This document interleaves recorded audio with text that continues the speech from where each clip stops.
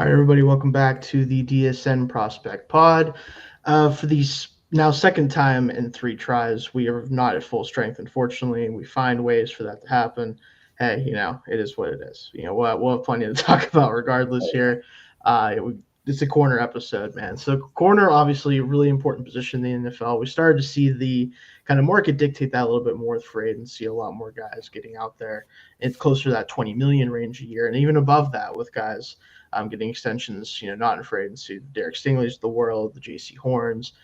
We'll see what some of these other deals start to look like as we get kind of closer to that. But in general, this is still obviously a position that's very important across the league. Receiver keeps going up in price, and for that reason, corners are going to have to keep going up in price because that's how you stop those guys, or at least try to. So, going into this, Dalton, I kind of felt like I was going to be a little bit disappointed just because of kind of what I've seen, especially not with the top guys, but after those top 3 or 4 guys, what was the class going to look like? Was the meat of the class going to be more of those like late day 2 types? Is there some guys on day 2 that could profile as, number 2s, even potential number 1s? That was kind of my biggest question coming into this. How did you feel about these guys overall watching them for this? Yeah, I mean, the one thing that I do think this position group has that we haven't gotten to say a lot is there is like true elite talents. Like there are guys that are Yeah. multiple guys that I think are going to go in the top 5. I wouldn't be surprised. I only have 2 top 10 or better grades in this Mm-hmm. class, but I would not be surprised if we saw 3 go in the top 10. I think this is the high end of this class is really good. I do think once you get beyond like 6 or 7, you begin to wonder like, are these guys going to be NFL starters? Like, Mm-hmm. or are they going to be really good third corners? Or are they going to be, guys that you try it outside, but ultimately have longer careers at nickel? Things like that. It's tricky. I think there's a lot of guys too, really good tape, but man, like corner's one of those positions where you've got to kind of hit certain numbers in terms of size and speed, Yeah. and there's a lot of guys that I think I was more excited about before the combine. That the combine, like man, you don't want to put too much stake in that, but man, like at some point, like if you're sub 5'11", if you're 5'10" or less and aren't super fast, it's going to be really hard to make it work at the next level. Yeah, that corner is one of those positions, and it's tough because it's really a hard position to play, maybe the hardest to play in terms of just dealing with the physicality of some receivers, and then other guys you're dealing with 4-2 guys, 4-3 guys. All of a sudden, you have to be able to run with those guys in the field. Like, it is a very, very difficult position to play at the NFL level because of the type of athletes that exist at wide receiver and the body types at receiver.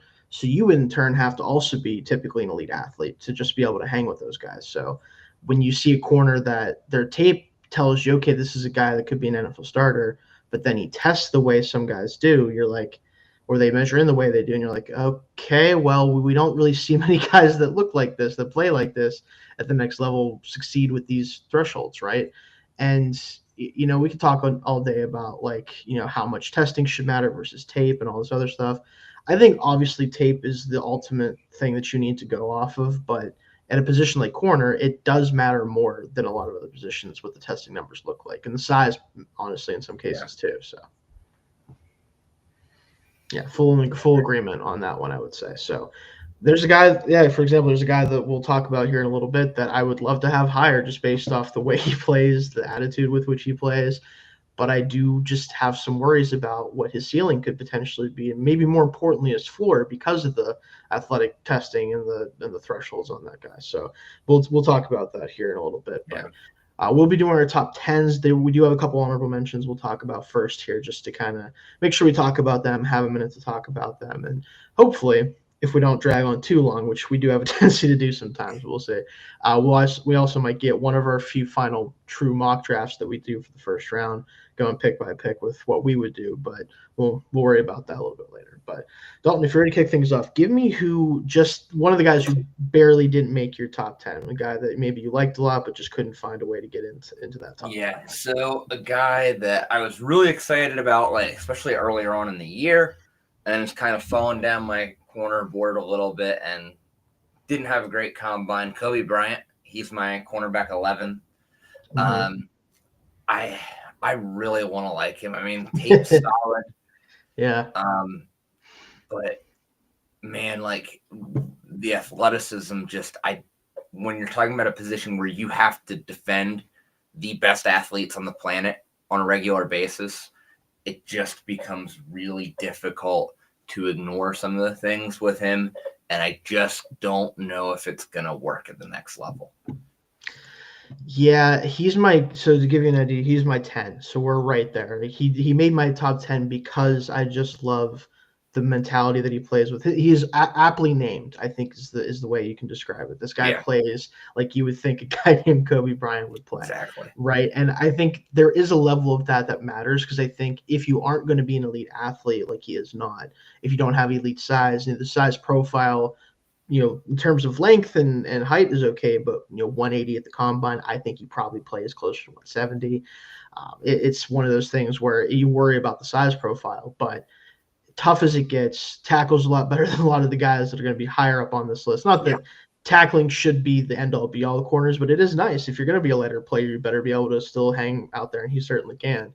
But it's really more the athleticism, not so much the weight, that concerns me, because his 40 was 4.53. The 10-yard split wasn't that great either. He's not the quickest guy on the planet, but he is just tough as nails. He's a very smart player. But I do think he's going to have to exist in a system that plays a lot of off coverage. Like, I think he can play man coverage, but he has to play it from depth, so he has a chance to use his instincts and his eyes to play those guys more so than his physicality or his traits to do so, right? So if he goes to the right team, I think he could succeed as like a number 2 type of corner.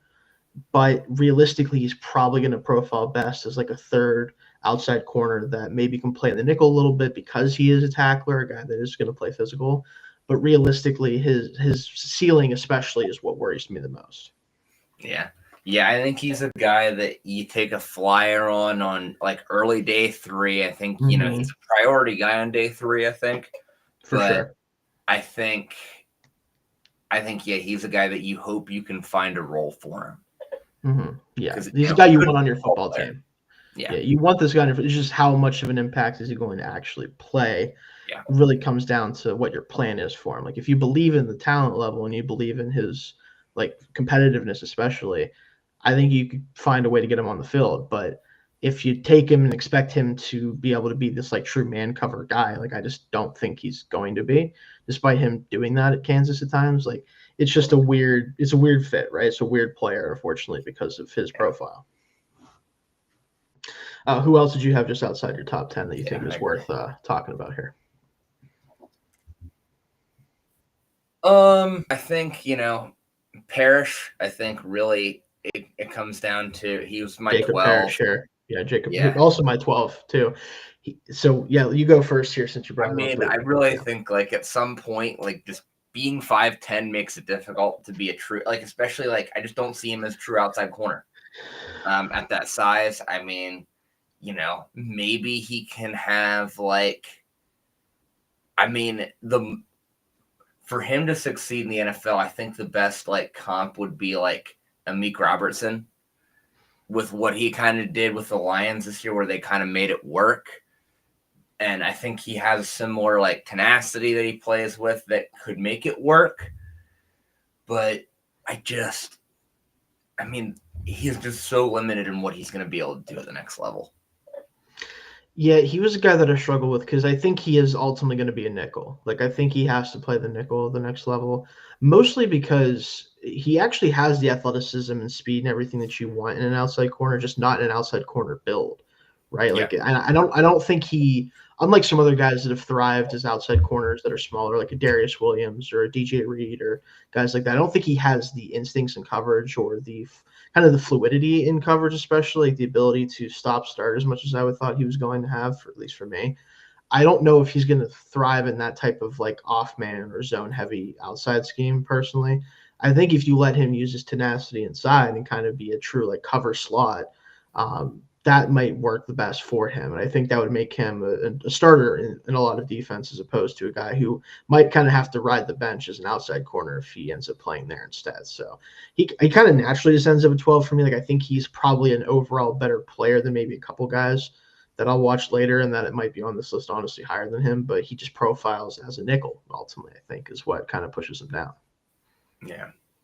So for me, I wanted to mention, because this guy just missed my top 10, and I think he might either be 13 for you, because I know you watch 13 guys, or might be up in your top 10 somewhere. But Dorian Strong is number 11 for me out of Virginia Tech. For me, yep. 13, yeah. I want to like him more, but he kind of suffers from the same like lighter but lengthier corner build where it's like I like the height and the length is okay. It's not great, but it's fine. But I don't think he's an elite athlete. I thought he looked a little bit faster on tape than he ran, so maybe there's something to that. But at the end of the day, like my biggest problem with him, I just think he lacks a lot of physicality and balance, like the ability to handle contact. Like just kind of gets moved around a lot. Like it felt like he was off balance a lot in coverage, and he would use what speed he did have to make up ground, but he had to do it a lot because I think he got knocked off his base a lot in coverage when he was dealing with receivers. So you get to the NFL, that doesn't get easier. It just doesn't, right? Like, it's not going to be easier to handle these guys. I just have a hard time imagining him, for example, like trying to guard like Jamar Chase. And that's this extreme example, but I feel like Jamar Chase would just absolutely obliterate this guy. And like, granted, he does that to a lot of good corners, but the idea still is that is he going to be able to handle NFL size and physicality at the receiver position without kind of losing the rep pretty early on a lot of the time? I just don't know. Yeah, and I think that's kind of just generally like this part of the class when it comes to corner, is it really just is like these are still NFL players, these and honorable mention guys, like it's for sure. Just, yeah, they're not gonna. There's just to really, I think, to crack the top 10 in this group, especially, you got to have at least some potential to be a number one, or a very, very good number two. And these guys just don't have all the pieces to the puzzle for that. Right. And I think that's kind of the issue you run into with guys like him, where like I think they're good football players. I don't know if they're starting NFL players at this point. Yeah.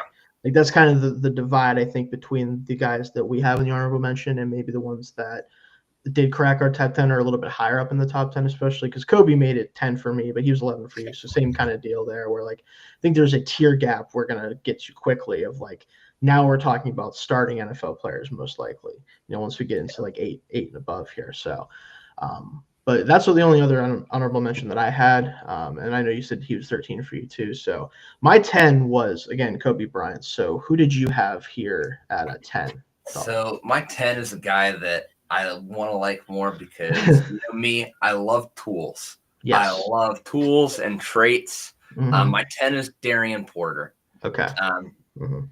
I love the size. Yep. I mean, the size speed combo is just absolutely incredible. I mean, it's about as elite gets when it comes to, 6'4", I believe weighed in like 190. Right?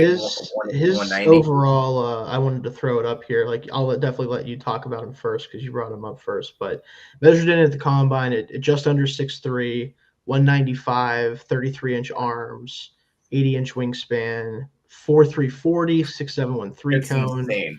I mean, the athletic, again, I'm going to let you kind of focus on him first here since he's your number 10 guy, but the athletic profile is about as good as it gets. Like, it just is. Like, there's not many guys out there who have outperformed what he did from an athletic standpoint, testing-wise. So, but go ahead. Yeah.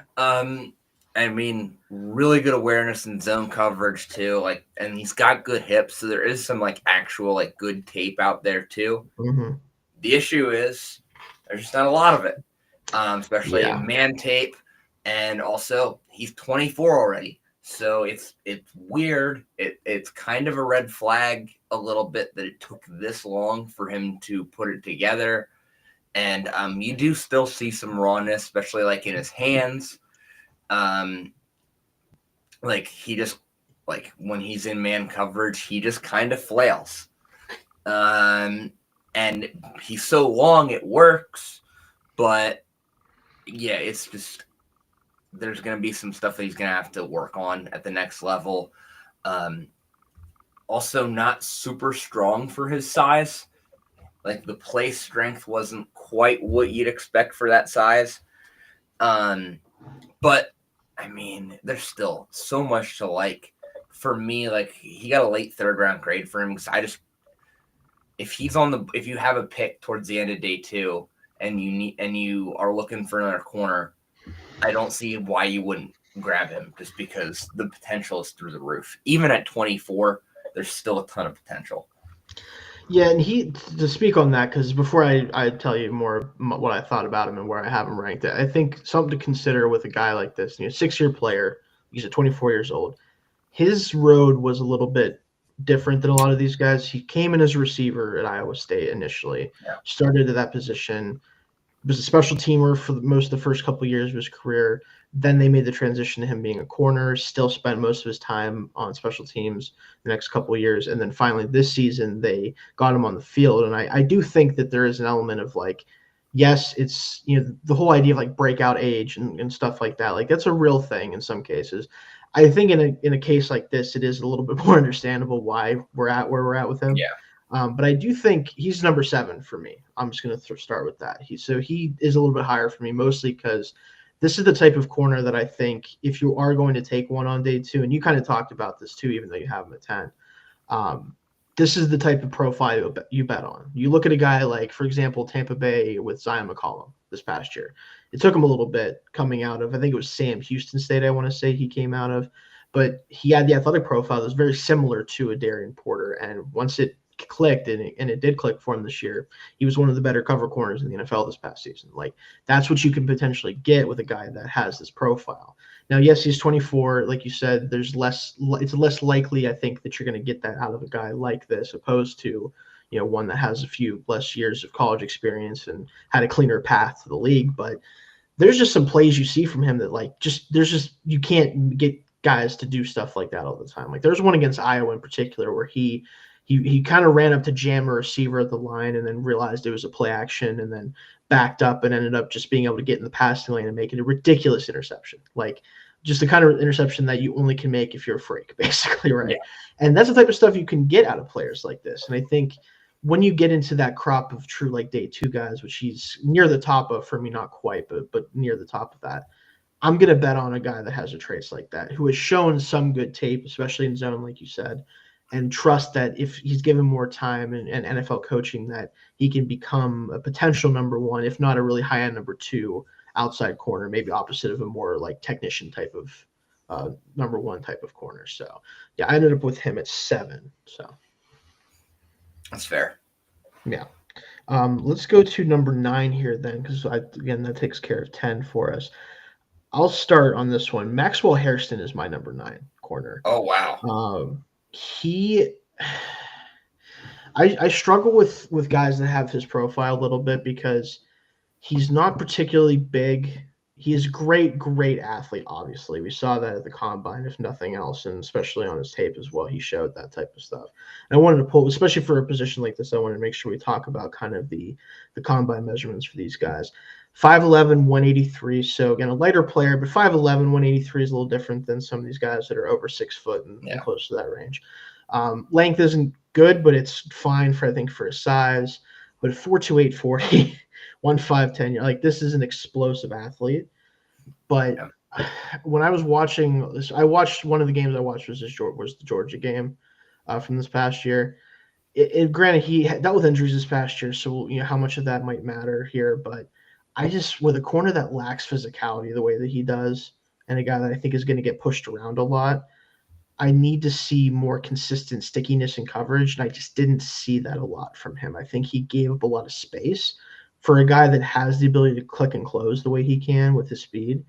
And the tackling, it was better in 2023, admittedly, so maybe, injury was part of that. I'm not sure when and where and how exactly his injury took place that made him miss about half of last year, but he is a smaller guy, and he's going to get beat up by physical players, I think, on the outside a little bit.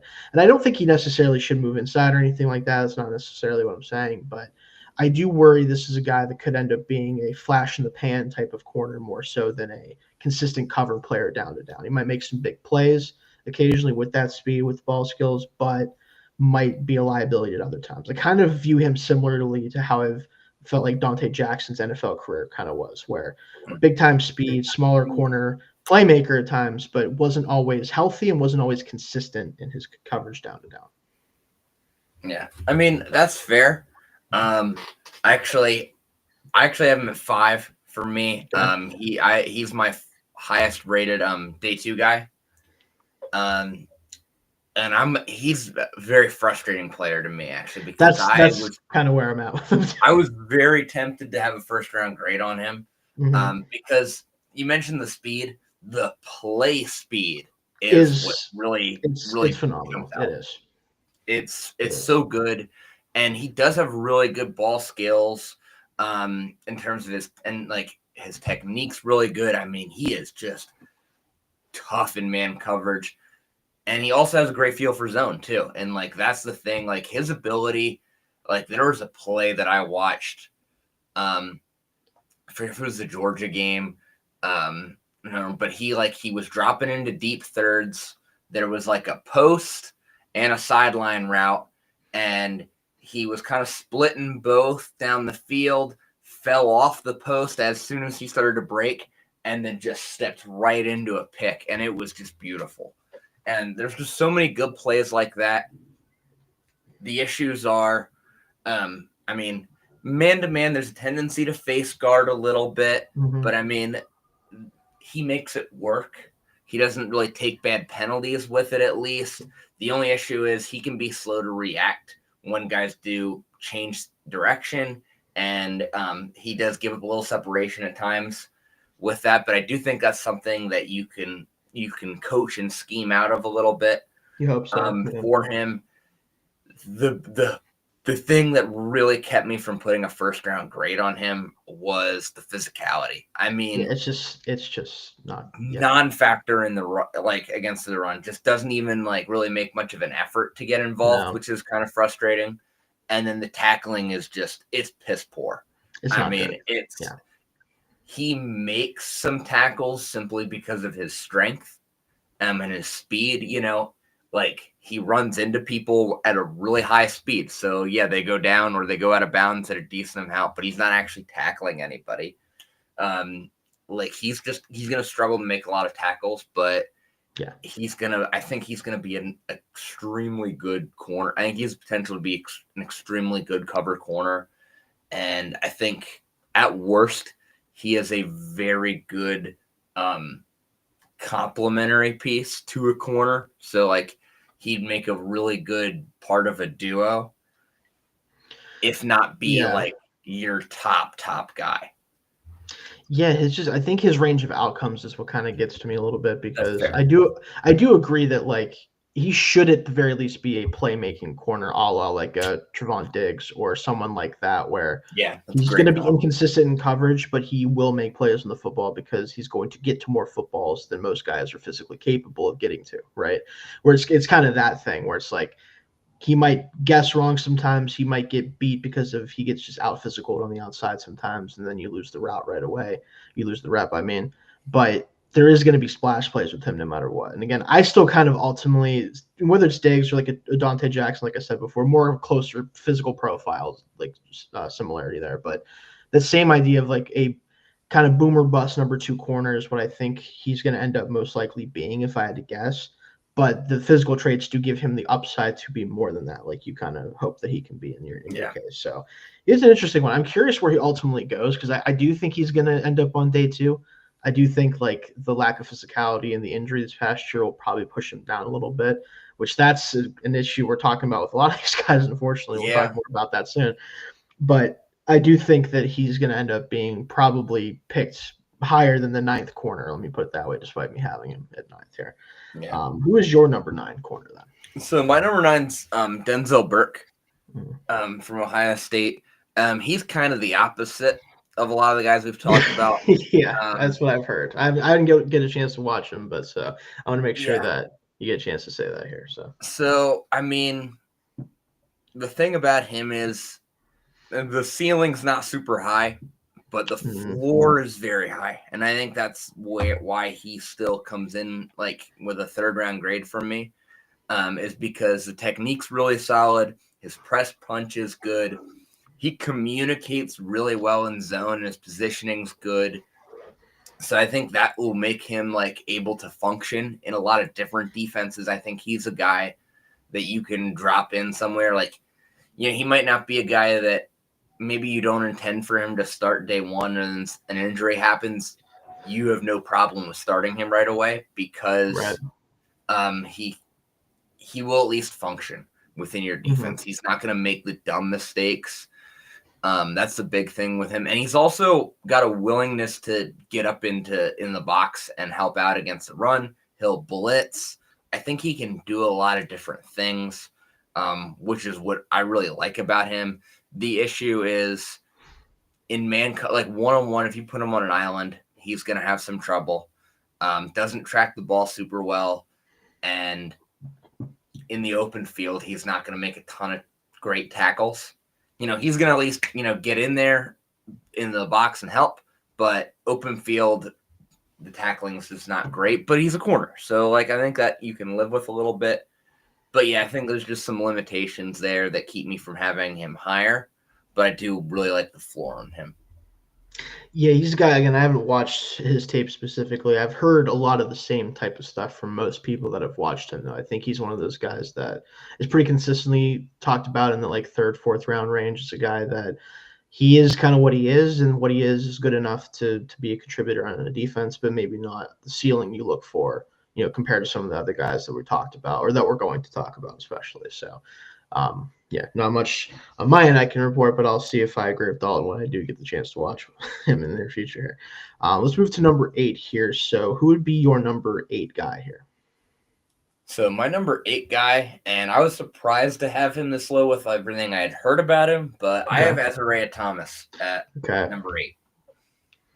All right. I feel like, and I'll say where I have him after you get a chance to talk about it, but I have a feeling we might feel not that differently about these players, but might just have a little bit of a difference in like And how what we much we value. like this type of, how we value Yeah. him. But go ahead here. So love the length, obviously. Good Yeah. footwork, hand placement. He's a sticky man coverage guy. Like, that's what it is. Yeah. He just is a really sticky man coverage guy. I think one of the things that bothered me about him, because I like big corners typically, Mm-hmm. but the functional strength just wasn't there. He does not play like a big corner. I mean, there were a lot of plays where he just got bullied. Especially like if he tried to like help out in the run, like he just couldn't make himself a factor because he just has very little strength. I mean, he wasn't the only guy. That whole defense kind of got bullied in that Georgia Tech game, but like Fair. Yeah. that was a good example of that. Also, I do worry about the speed and quickness. I think he plays. I think the speed, especially. I think he plays faster than some of the testing showed. I'm not too concerned about the long speed. For me, it's more the quickness and change of direction that I do worry that like some of those like more shiftier, speedier receivers are going to really give him trouble. And that's a concern for a guy that you really like as a man guy. I think is kind of my concern and why I could only really put him at 8. But like 8 again is third round grade, so it's not like he's super far off. Like I still have him on day 2. I think he can still be a good corner. I just worry what his ceiling is and how many different schemes he can play in.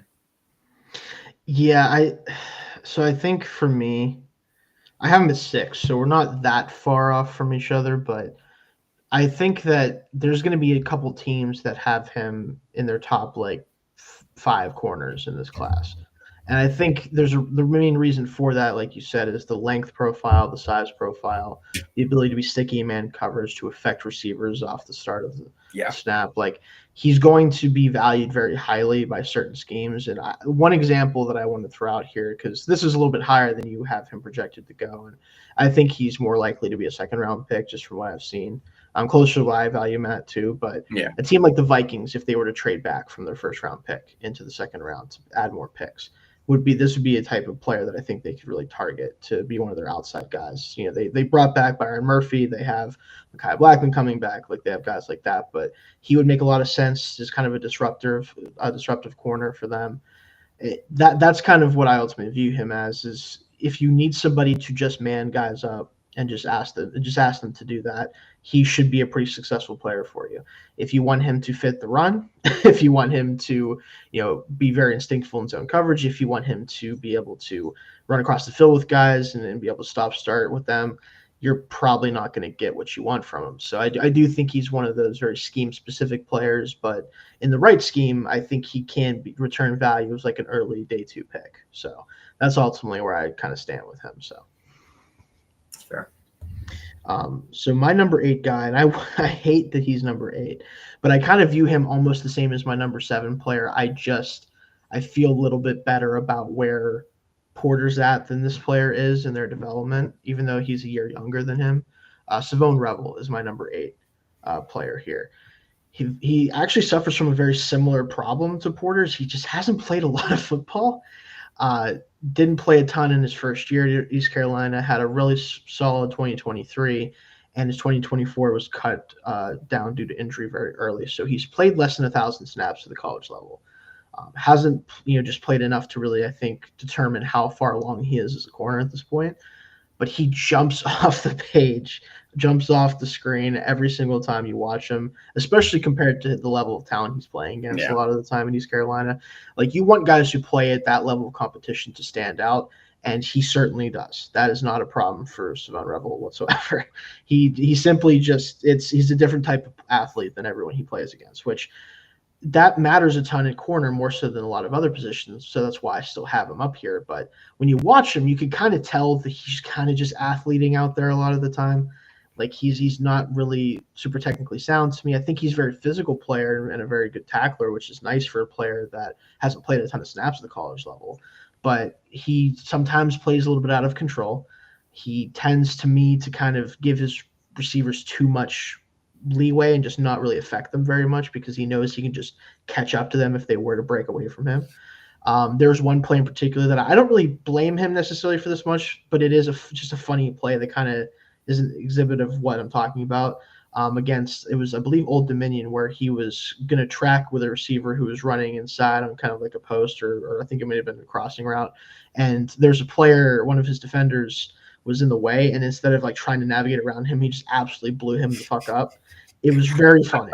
Like, just completely. And then the receiver scored a touchdown off of it because no one was covering him.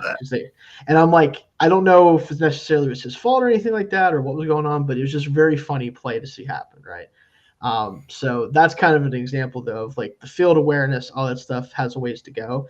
But for the same reason that I would take Darian Porter probably somewhere in the middle of day 2 is the same reason I feel that, like, I would take Revel there, because at the end of the day, they don't make guys like this very often. Like, they simply don't. Now, we didn't get to see testing from him at the combine. He's still dealing with the ACL, but it's very clear on tape that this dude's a freak. Like, he absolutely is. So we'll see what he looks like, his first year. Hopefully he's healthy enough to kind of actually have a chance to play in his rookie season and get a chance to earn a role. But ultimately falls to 8 to me just because I feel a little bit better about Porter's ability to come in and play day 1. Yeah, he was 7 for me. And definitely, I think the ACL, puts him closer to the 8, 9, 10 range than he Most does likely, yeah. than the top 6 guys. I think the top 6 for me kind of separate here from him. The ACL is a big reason, but man, like, the first note I wrote for him was like the ranginess. Mm-hmm. I mean, it's just he's all over the place. He just teleports places. I forget which game it was. I want to say it was one of the bigger schools they played, but that pick he had, the one where he like drops into coverage and leaps like 10 feet in the air, and just I mean the ball has to be at least it's at least 12 feet in the air. The ball is minimum 12 feet in the air. And he somehow snatches it. I don't understand it. And he goes from backpedaling to leaping up and grabbing it. It makes no sense. He's a freak. That's what it comes He down is. to. Like, he just is. And that's why you take, despite the lack Yeah. of snaps, despite the injury, you take him on day 2 at some point because, again, there's maybe 5 guys in the NFL that have an athletic profile similar to him.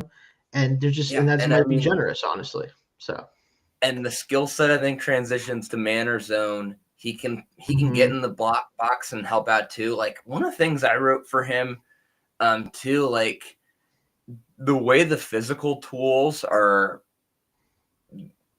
set up, like his build, he could really play inside or outside, I think, in the next level, or even like I could see him, especially later in his career, I could see him transitioning to being a very good safety someday.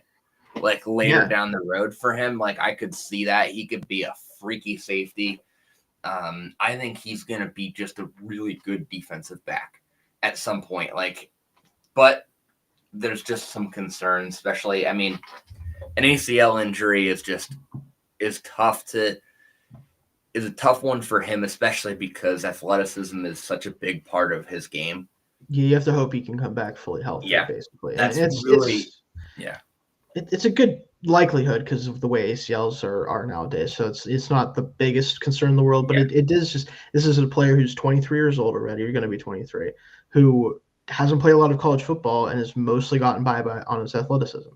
It's just a projection. Right now, I think he has the physical makeup and also the physicality that he plays with for a guy that has his skill set. Gives me hope that he's going to be able to work through those things, become a starting caliber player. But there is a chance he just ends up flaming out because he just doesn't get it ever fully, right? Yeah. And no matter how good of an athlete you are, at some point you have to know how to play football, right? Like, and that's something he still has, I think, a little bit of ways to go, mostly just because he hasn't gotten a lot of chances to show it, right? Like, he hasn't got a lot of experience, unfortunately. So, we'll see kind of how things play out for him there. Yeah. So that takes care of our top 10 through 7. And then I think your number 6 was Hairston, correct? No, Hairston was 5 for me. He was 5, never mind. Oh, no, Thomas is my number 6. So who's your number 6 here then, Dalton? So my number 6 is Trey Amos from Ole Miss.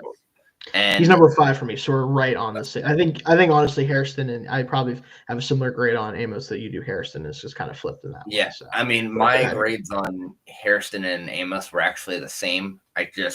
Hairston came up a little higher just because of the physical profile and makes sense for sure. And the athleticism. Yeah. But for Amos, I mean, the tape is just excellent. I mean, he controls leverage so well. His instincts are fantastic. They're too good, actually, and I'm going to get into that here. I think I know what you're gonna. I think I know what you're gonna say. It was funny, but he's not. And again, big positive for me as a guy that's not afraid to get in the mix against the run because, especially like the way the league is changing, I think we're getting more run heavy. Screens are coming back a little bit. You got to be able to help out on that stuff. I think if you can't tackle as a corner in this day and age, I think it makes you a liability. I think unless, I mean, the days of Deion Sanders are going away. I don't think you can really function that way unless you are an absolute freak like Deion. That's really the only way you can make it work if you can't tackle, and he can do that. But for me, I think the main concern that keeps him from being a first-round guy is he's just got it. One, the speed's just okay. It's not – there's nothing. I think I will say with him, I think the long speed is okay. I think it's the short area explosiveness isn't as good as I'd like it to be. Yeah. And again, like it's not a like a big red flag for me. It's just, when we're splitting hairs talking about whether or not a guy's a second round pick or a first round pick, that's where it comes into play a little bit. And then the biggest knock on him, I think, is the impatience. He tends to flip his hips early. And just he tends to try to jump stuff a little bit more than I think he should, and I think he takes himself out of position at times, and he just tries to do too much at times, and I think that's something that you can coach out though, and I think there's a lot of potential for him to be a really good lockdown corner because the technique is so good, And you do love those instincts. Like it is overall positive. It's just he gets himself into trouble sometimes. Yeah, one of the things I noticed with him, and again, he's number 5 for me, so we're right in the wheelhouse here. He's really fluid mover laterally, I think. He consistently stays in the hip pocket of receivers. Like, I feel like he's always right kind of where he needs to be when he is in man-to-man coverage on somebody, where he's locked on to somebody. That's why I feel like the long speed, like I think his ability to stay with guys down the field, especially from off-man coverage, where he has a chance to kind of make a decision on where he's going and then run with the player, is good. It's when one, like if he's trying to break on the ball, when like you said, he tries to do that often. I don't know if he always has that immediate like click and close speed initially, so that can get him in trouble sometimes, especially if he guesses wrong and he has to try to make up for it. Another thing though, and this is kind of what I'm really curious where he ultimately ends up. I think a great fit for him would be like maybe a Chargers in the second round, because they do a lot of that like varied coverages with McDonald's type of defense that Minter is running there, where you can ask him to switch off of guys to navigate traffic, to kind of direct traffic to other defenders. Like, hey, now this is your guy because he crossed my face here. Like, he's really good at like switching up where he's going to be at, and locking onto receivers as soon as they enter a zone that he's supposed to be covering. Like, it feels like it's very seamless for him to do that thing. He's a very smart player, experienced player too. I think he was a 5th-year player, 6th-year player, I forget. Yeah. I think he was a 5th-year player. He is exactly kind of what you want, ideally right now, at least, to be like a number 2 corner for you, with the potential to be a number 1 if he can kind of clean up some of the stuff you talked about, like the jumping things too early, to flip his hips early, commit a direction, because receivers in the NFL will burn you for that if you do that. You see a lot of like quick outs getting completed on him if they give him an inside move and he flips his hips that way. So he's got some things to clean up, but I think he has the physical makeup and the profile to be a potential number 1, if not a number 2. Yeah, he tries to run guys' routes for them. Yeah, and when it doesn't work, he doesn't run the right route all the time. Yeah, and then you end up being like, whoa, where's the receiver at? Where's he going? It can be rough sometimes. But it also looks, when he's right, and he is right a lot, it looks really good. Right, when it works, it really works. That's the thing. Yeah, he is like not quite boomer bust, but almost in some ways, where it's like his best plays are probably up there with the best plays in the class, and his worst plays is like, hey, I don't know, man. It's a little tough, but no, he's a really fun player. I think he's gonna be really good wherever he ends up, but especially in a scheme where he's asked to kind of like pass guys off and do a lot of that type of stuff off. And I think he'll be really good at that type of stuff at the next level. So, but I think that takes us all the way to our top 4 now, I believe. Yeah. I think we have everybody. Game top 4, which is I believe so, and I'm so glad I have this guy at number 4. I'll kick things off because I have everything I've been able to find, which is not much, but I've heard that the hip shouldn't be a major issue. I have Benjamin Morrison as my number 4 corner. Yeah, exactly. Really, really fun man coverage corner in this class. Like, this is, I think, the first true, like, he should go in the first round somewhere if he's healthy player I have at this point. Yeah. Like, I could see a couple other guys going in the first round, even guys that I'm not as high on. But I think this is the first, like, this guy should go somewhere in the top 32 picks for me. And a lot of it is just, if you go back to his 2023 tape, which you kind of have to, unfortunately, because of that hip injury and because of his injuries he's dealt with, he's just such a natural mover with great coverage feel. The instincts are there. I think he's awesome at defending deep coverage or deep routes, because he's, again, one of those guys that just stays in the hip pockets of receivers and sticky down the field, does not get out positioned very often. Like, there's a couple plays. I watched the Ohio State game for 2023. It's tough when you're playing Ohio State as a corner. It just kind of is. So I'm not going to give him too much crap for that. Marvin Harrison got him a couple times, and it wasn't even really got him. The coverage was good. It's just Marvin Harrison was, the receiver. But in general, just really good at handling, deep coverage, especially your assignments. The ball skills were certainly there the first 2 years of his career, a bunch of interceptions, a lot of plays made on the football. Like, this is a guy that profiles as a number 1 outside corner if he can stay healthy. And also, I think the size is a little bit iffy, is a little bit light, but I think he kind of gets away with it for the most part because of how good of a mover he is. And he's not going to get blown off, the ball constantly or knocked around too much like some of the guys down the board for us. he has that right combination of physical traits and instincts as a corner, I think, Yeah. to be number one. Plays bigger than the Yes, measurements absolutely. would show. Plays Absolutely. bigger. Yeah. Good physicality. Really good man coverage guy.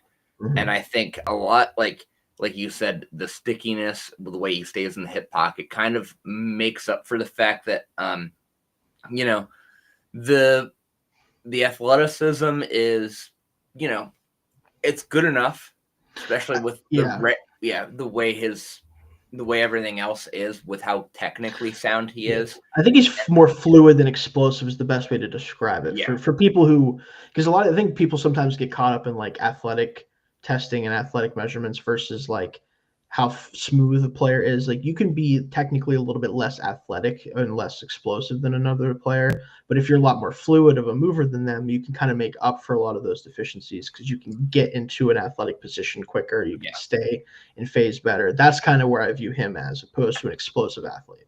And I think that's why he kind of struggles in games against like Ohio State. Right. Yeah. It's guys that freaks. move really explosively. It's and absolutely freaky players. Yeah. That's kind of the issue. But yeah, I mean, I think if he can get healthy and stay healthy, I think he's gonna be a good number one corner. And yeah, I mean, really, the only reason he's at 4 is just because the other guys are really, really good. Yeah, really good. But yeah, I have him pretty solidly at the first round grade. He was actually my number 3 corner up until like the last 48 hours. Until I got into the film on my number 3 guy. I feel like we're gonna have the same number 3. Yeah. Yeah, I think so as well. And he kind of jumped him. But I mean, I've been high on Morrison for a while, and the injuries haven't really deterred me. No, me either. Again, I was trying desperately. I'm like, I find someone talking about this guy's hip and saying it's okay. And I saw a couple things. So I'm like, okay, I think I can say for now at least that I'm just going to put him here. And if his hip explodes, oh well, it is what it is. Yeah. I know he's supposed to have a private workout apparently sometime soon. I don't remember if Notre Dame's had their pro day already. I think they may have, but sometime shortly he's supposed to do that because he was medically cleared a few weeks ago. That's huge for him. If he's able to test there, if he's able to look like he did a couple years ago, especially, his stock could take him back up in the first round, despite him being more of a day 2 guy in recent months. So yeah, I think the timing of injuries just sucks for him. It really does. Yeah. It's just like none of these are injuries that I think are going to be like concerning career-wise. It just happened that he had one during his last year of college, and then he had another one in the off season as he's getting ready for the combine. Like, that's kind of just, it sucks. It does. But hoping for the best for him. I think if a team does get him on day 2 and the injuries do start to fade away, huge steal potential here. Yeah, absolutely. Sure. If he falls to day 2, yeah. Absolutely here. So I think we have the same number 3 then, because I know how you feel about one of the players we haven't talked about yet, and then I assume the other players also in your top 2. Is this Jahdae Barron for you as well, Dalton? Yes, it is. Okay, cool. I had heard a lot of hype about him. I hadn't watched him yet. And then this week I was able to get into it, and oh man, I mean, tape is awesome. Tape is fun. One of the most fun watches. Absolutely. Jahdae Barron out of Texas, by the way. We didn't mention specifically Texas, but the Thorpe Award winner of 2024, moving to the outside in his final season with the Texas Longhorns after being primarily slot corner. Again, Dalton, I know you said that you had Morrison at 3 before you watched today. Go ahead and continue your thoughts on him here. Yeah. So, I mean, rerouting receivers is just, I mean, it's textbook. Like, it's teach tape, the way he reroutes guys. And then the physicality in general is awesome. And then good speed. I mean, he's going to be a really good man guy, and especially because of how well he plays the ball. I think that really makes him just special, and almost got a top 10 grade for me. But the thing that I think kept me from having a top 10 or higher grade, where I see a lot of people have him, because right now it's just soundly first round grade. I think on my big board, I think he's going to come up somewhere in probably my top 15. My guess is I wouldn't be surprised if he went top 10. Yeah, but I think I've heard a lot of that. ultimately what he is I think he is an elite slot defender. Like if you put him in the slot, he's going to dominate. I think he can play outside. I think he's going to be good on the outside. I just worry, especially with like the lateral quickness, just the overall physical build. I just don't know. The experience is just not there. I think playing outside corner especially is something that comes with a lot of experience. You see a lot of guys make a big jump from year 1 to year 2 in the NFL. Because then I feel like it might take him even longer. He just started doing it this year. Yeah. It's because he's still getting used to doing it. But I mean, really, like that's it. That's the main concern. I mean, I also had trouble getting off blocks on screens. That was pretty much it. He's shorter arms. He's a little bit. He lacks some length there. Like that's part of the profile, unfortunately. But like my comp for him, I know I go with a lot of Raiders guys, but not a Raider anymore. Actually, Nate Hobbs is kind of a comp that I have for him. A guy that if you make him your nickel or your slot guy, he is going to be very, very good, but he also is probably going to be one of your 2 best corners in general. So why not put him on the outside? That's the thing with Jade ultimately, and like it's not why I don't have him ahead of the guys that I don't have him ahead. It's because those guys are just phenomenal in their own right. Yes.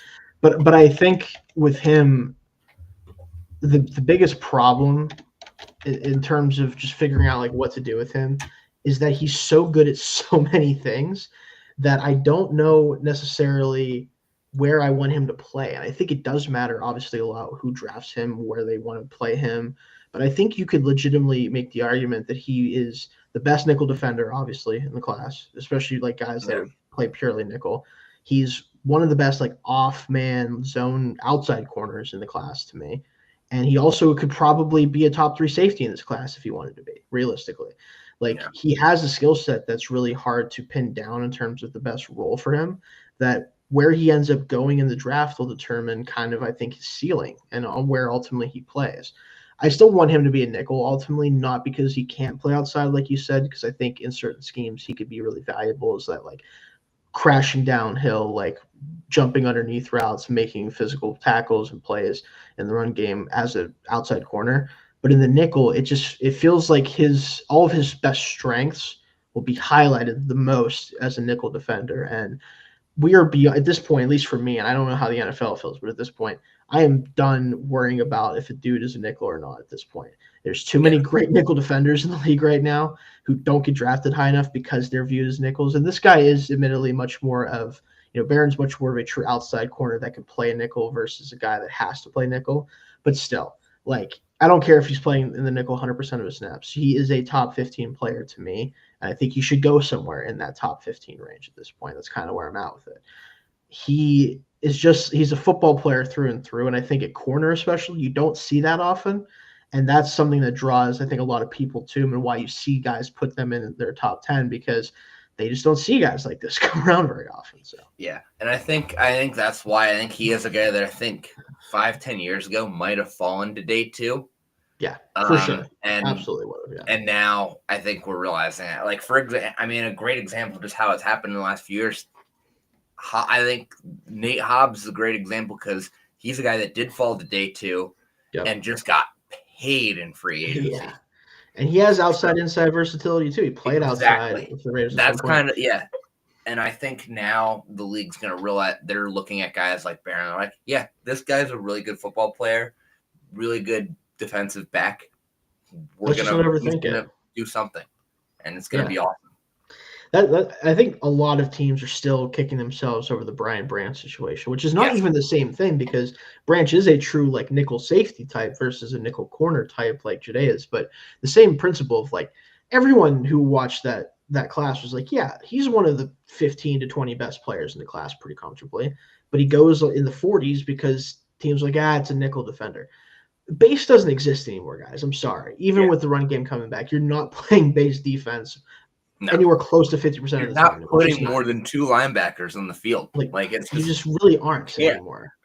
You Like can't, especially like the tight ends that exist now. You can't. Yeah, forget it. Yeah, what are they going to do about you? Like, it's just it doesn't make sense to not value a starting player in your deep. Which is Nickel is a starting player, and now I don't care. Like, I don't care how you view nickels in the past. I don't care any of that stuff. If you have a great nickel corner, a great nickel defender, look at some of the best defenses in the NFL every year for the past like 5 years. What do almost all of them have in common? They have a kick-ass nickel defender of some kind. Whether it's the Eagles drafting Cooper DeJean last year, whether it's guys like or those teams like the Buffalo Bills, whose defense are always ahead of the curve a little bit compared to their talent level. Teron Johnson's a great nickel defender for them.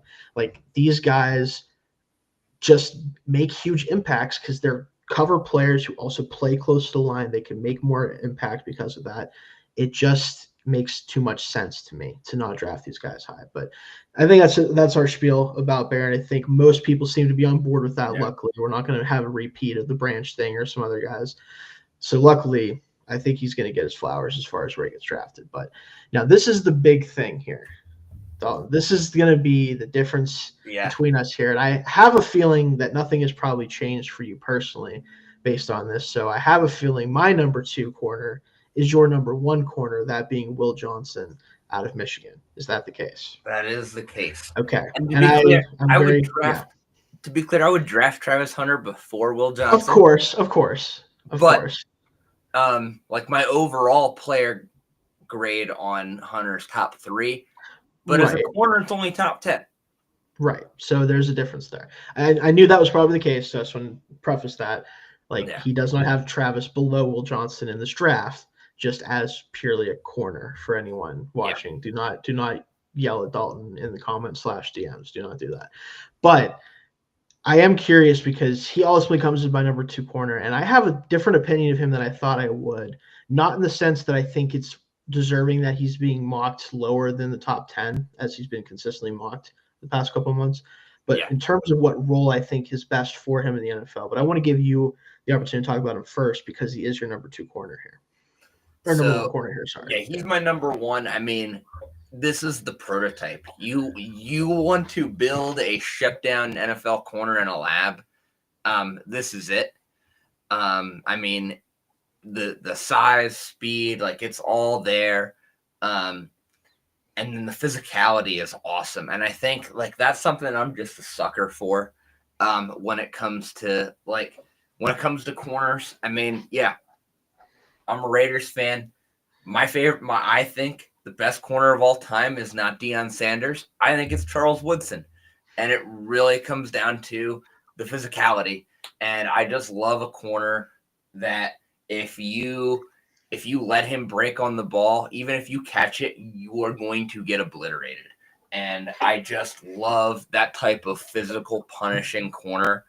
And his feel for zone and off man stuff is just awesome. Like, I really feel like he is just such a dangerous guy in zone because he has the ability to break on every ball and punish every pass, either take a throw that looks open and turn it either into interception or pass breakup because of his length and ranginess. And also, again, he is a real thumper at the corner position. And I think out of this class, especially, like he is really that guy. I think he is one of the heaviest hitters in this class.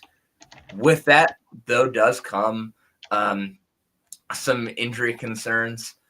I think that's why he has fallen a little bit, is because he did have some injuries this year. Again, they're little injuries. I don't think they're anything that I'm concerned about. And then the other small knock on him is that maybe he might not be as much of a press man guy, but I do think he has the athleticism to like kind of make up for that not being his strength.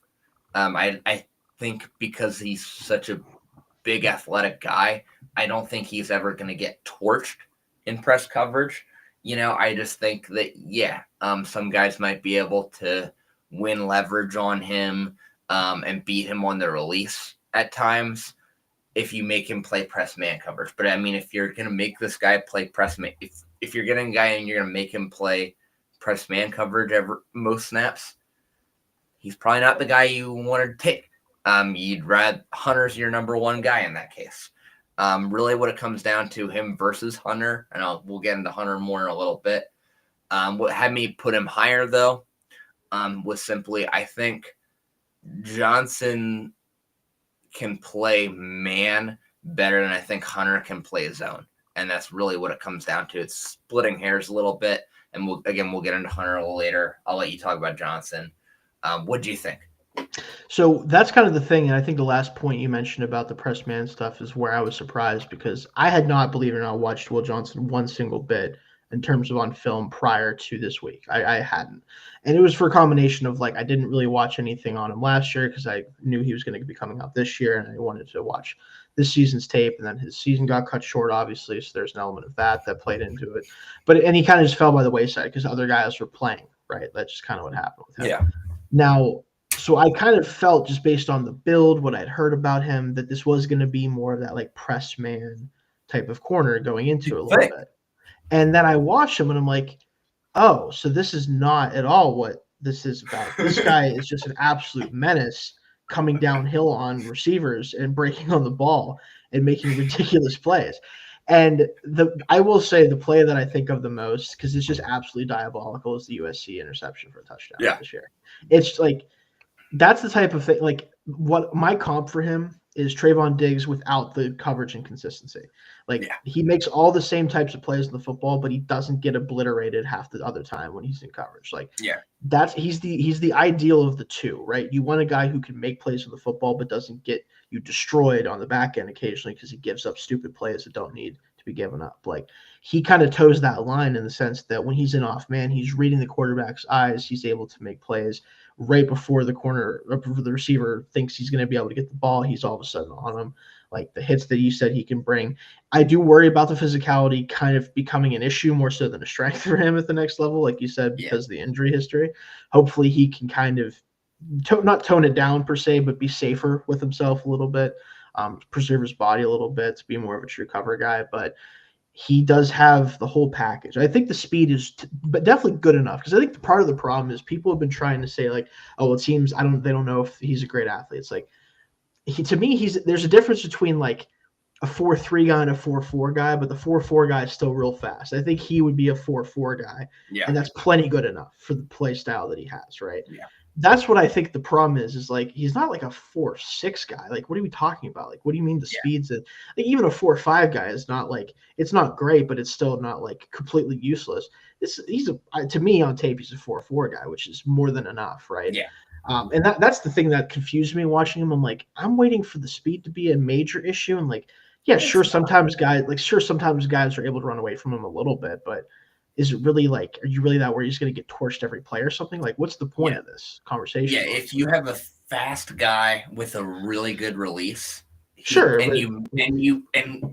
and they decide to play him in press coverage against him, he's probably going to lose. But also most corners are going to lose in that situation. So. Exactly. So and that's pretty much it. But even when he does get beat, he is so athletic and big that he makes it work. He can really make up for so many things. Mm-hmm. For sure. So he's awesome. Definitely.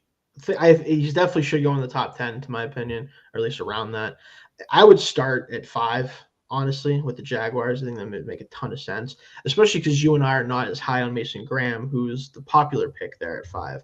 I would much rather have I know. Yeah, I would much rather have his Michigan teammate, in Johnson, here go at 5, assuming the health checks out. All that's good.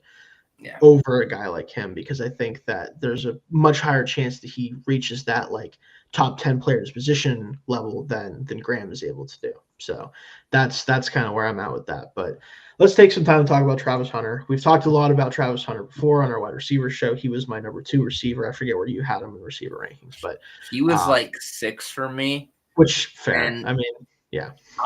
And it's actually kind of similar why he's only my corner 2, actually, one of the reasons. Yeah. But ultimately for me with Travis, we've talked about the athleticism with him at receiver. We've talked about that stuff. his instincts and ability to just make plays on the football is because of who he is as a receiver coming through as a corner, right? Yes. His experience playing both sides of the football in mirrors of each other, right? I think makes him so valuable as a guy that it's just so hard to beat him on a lot of things because he just sees stuff coming because he himself has done many of the same things that people are trying to do to him on the opposite side.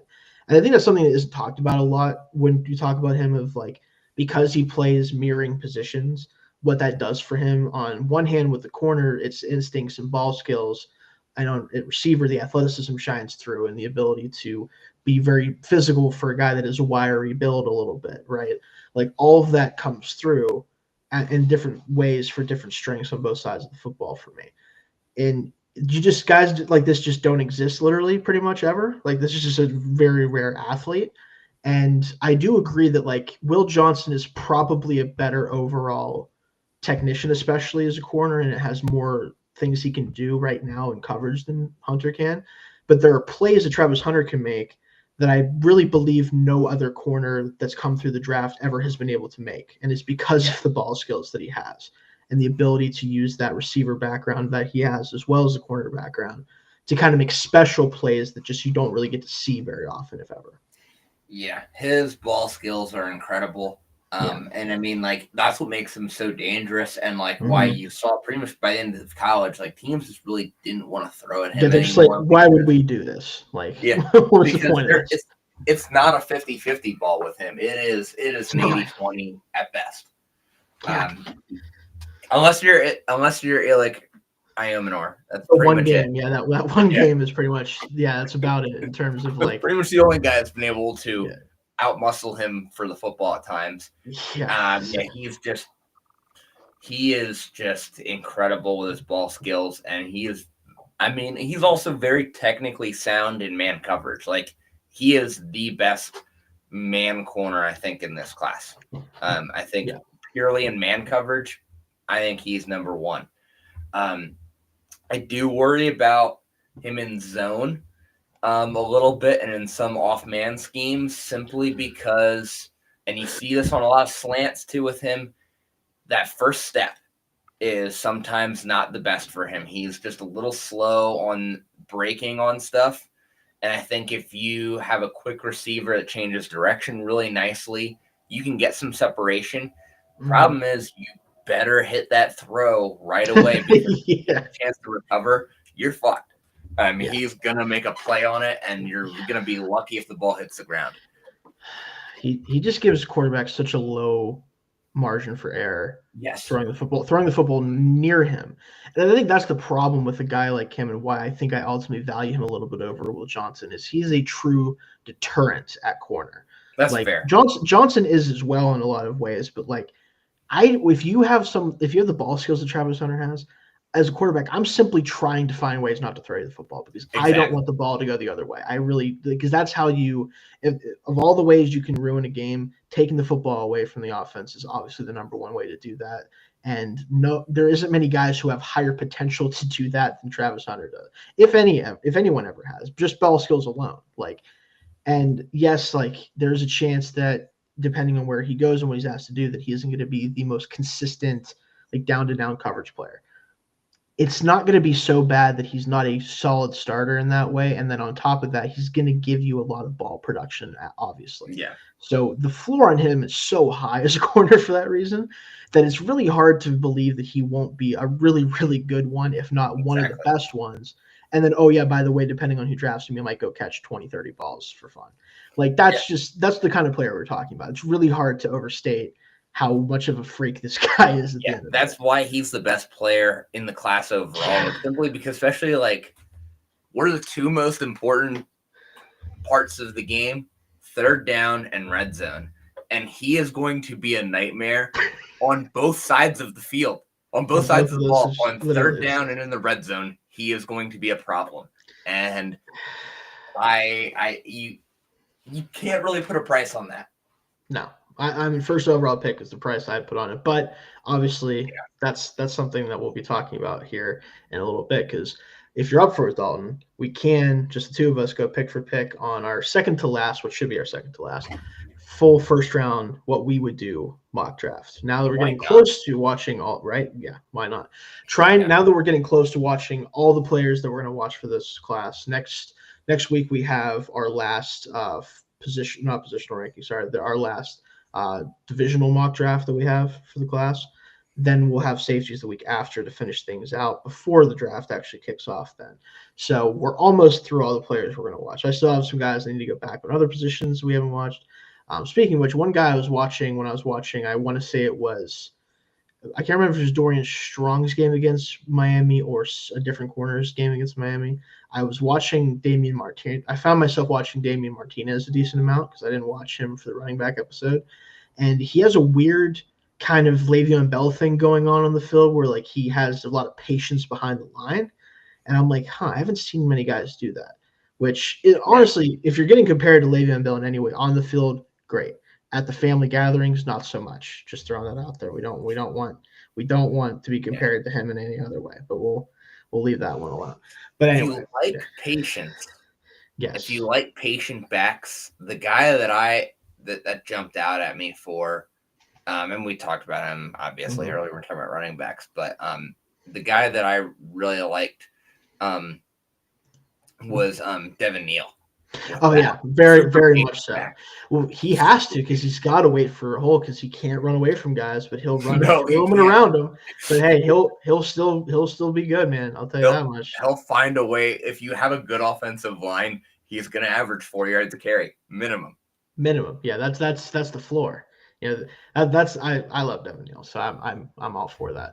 But no, let's jump into this mock draft here because I do want to do one. We want to make sure we have a couple more out here. We will do a kind of we might do a sort of like a predictive one here at the end, but we'll see. I don't love doing predictive mocks because like who knows or who cares in really, this class? Who knows? Like the first 3 picks. I don't want to know what the first 3 picks are going to be. I don't. I have I'm going to be disappointed, I think. Probably, but, yeah. Who knows? But we're about to give our best shot at what we think should happen. What certainly won't happen, but we think probably should. This should be interesting because at this point, again, we've watched most of the players we're going to watch. Safeties will be coming up. Very curious where we land on the safeties. Hopefully, Jake is healthy and well enough to come be a part of that show. Hopefully, Jake's doing well right now if he's watching. But we kind of watched these guys for the most part. I know you missed our edge show, so I did hear a lot about what you thought about the edges, but we'll hear a lot about them in this mock. But let's kick things off then with the Titans here, number 1. Yeah. So, do you want odds or evens, by the way, for this? I was gonna say, do you want if you take odds, it gives you the Steelers, me the Raiders, or we can do the opposite. That's a good question because it would be a little bit more fun for us to do the opposite in this case. Yeah, you know what? Yeah, I'll do evens and draft for the Raiders. See what you feel about my thoughts on it. And of course, we can talk to each other about the picks, but we ultimately get to make the pick for each one we're doing here. So you start off with number 1. What are you thinking here? Is it what I think, or is it what the consensus is? Where do you land on this? So at the end of the day, I mean, I've kind of gone back and forth on this because for a while I was kind of leaning Hunter here. Yeah, because I was like, you know what? The Titans are so far away that just getting the best player here makes a lot of sense. I agree. Yeah. Then again, if you draft Travis Hunter, you might, he might make the team. He himself might make the team good enough that you might not have a chance to draft a quarterback super high again. Maybe, yeah. And I think at this point, you need to get. It's hard to really figure out what you have in this team when you have just a crazy person playing quarterback right now. That's ultimately the issue, I think. And obviously this is your pick to make, but my 2 cents is yeah, sure, Travis Hunter is the best player in the draft and they should probably just take him. But if you had a line of over under Travis Hunter interceptions or Will Levis pick sixes, I feel like those lines would be too close to each other for me to feel good about Will Levis being my quarterback. Yeah. And I don't know if like Will Levis can get Hunter the ball enough on offense for That's Hunter the to have other enough of an problem. impact too. So I think you just you get the quarterback position taken care of and then figure it out from there, especially if you trust Brian Callahan. Yeah. I think Which you you just better. you take Shador Sanders, who I think is like the opposite of Will Levis, and just like a guy that's gonna at the worst is gonna be a guy that at least makes good decisions and delivers a good ball. Yeah, I mean, we've talked about how, with me, I will say in recent like weeks, especially because I've dove more into the tape for both of them, I still think Sanders is the cleanest and the safest Yeah, quarterback in this class. But I think if I had the number one pick, I would take Cam Ward because of the upside potential that he does have as an athlete, as a thrower of the football. You kind of, if you're going to take a quarterback one, as much as I think Sanders would probably be a better day one pro than Ward, I do fear the ceiling with him is just not high enough ultimately to go number one. So, but I do get because he is your number one quarterback. If you yeah, going Shador here, if you're going to go and quarterback though. and I get that. My philosophy is actually I at quarterback. I mean, it's kind of why I was higher on Knicks last year, and a lot of people I value the floor a lot more. Which is If you're fair. gonna invest this type of draft capital, my feeling is you don't want to get it wrong. I And get I that. don't I do. think you can get the Shador pick wrong here. Hmm. Yeah, ultimately, like that's what it comes down to. And I think it's a question that in real life the Browns are going to have to answer first, and then the Giants. But in our case, we'll go Shador here, number one. With the Browns here now, their current quarterback might be Kenny Pickett, which, boy, how the mighty have fallen. Um, yeah, chew on that one for a second, Browns fans. Those of you who might not know, I am a Steelers fan, so I know a little bit about Mr. Pickett.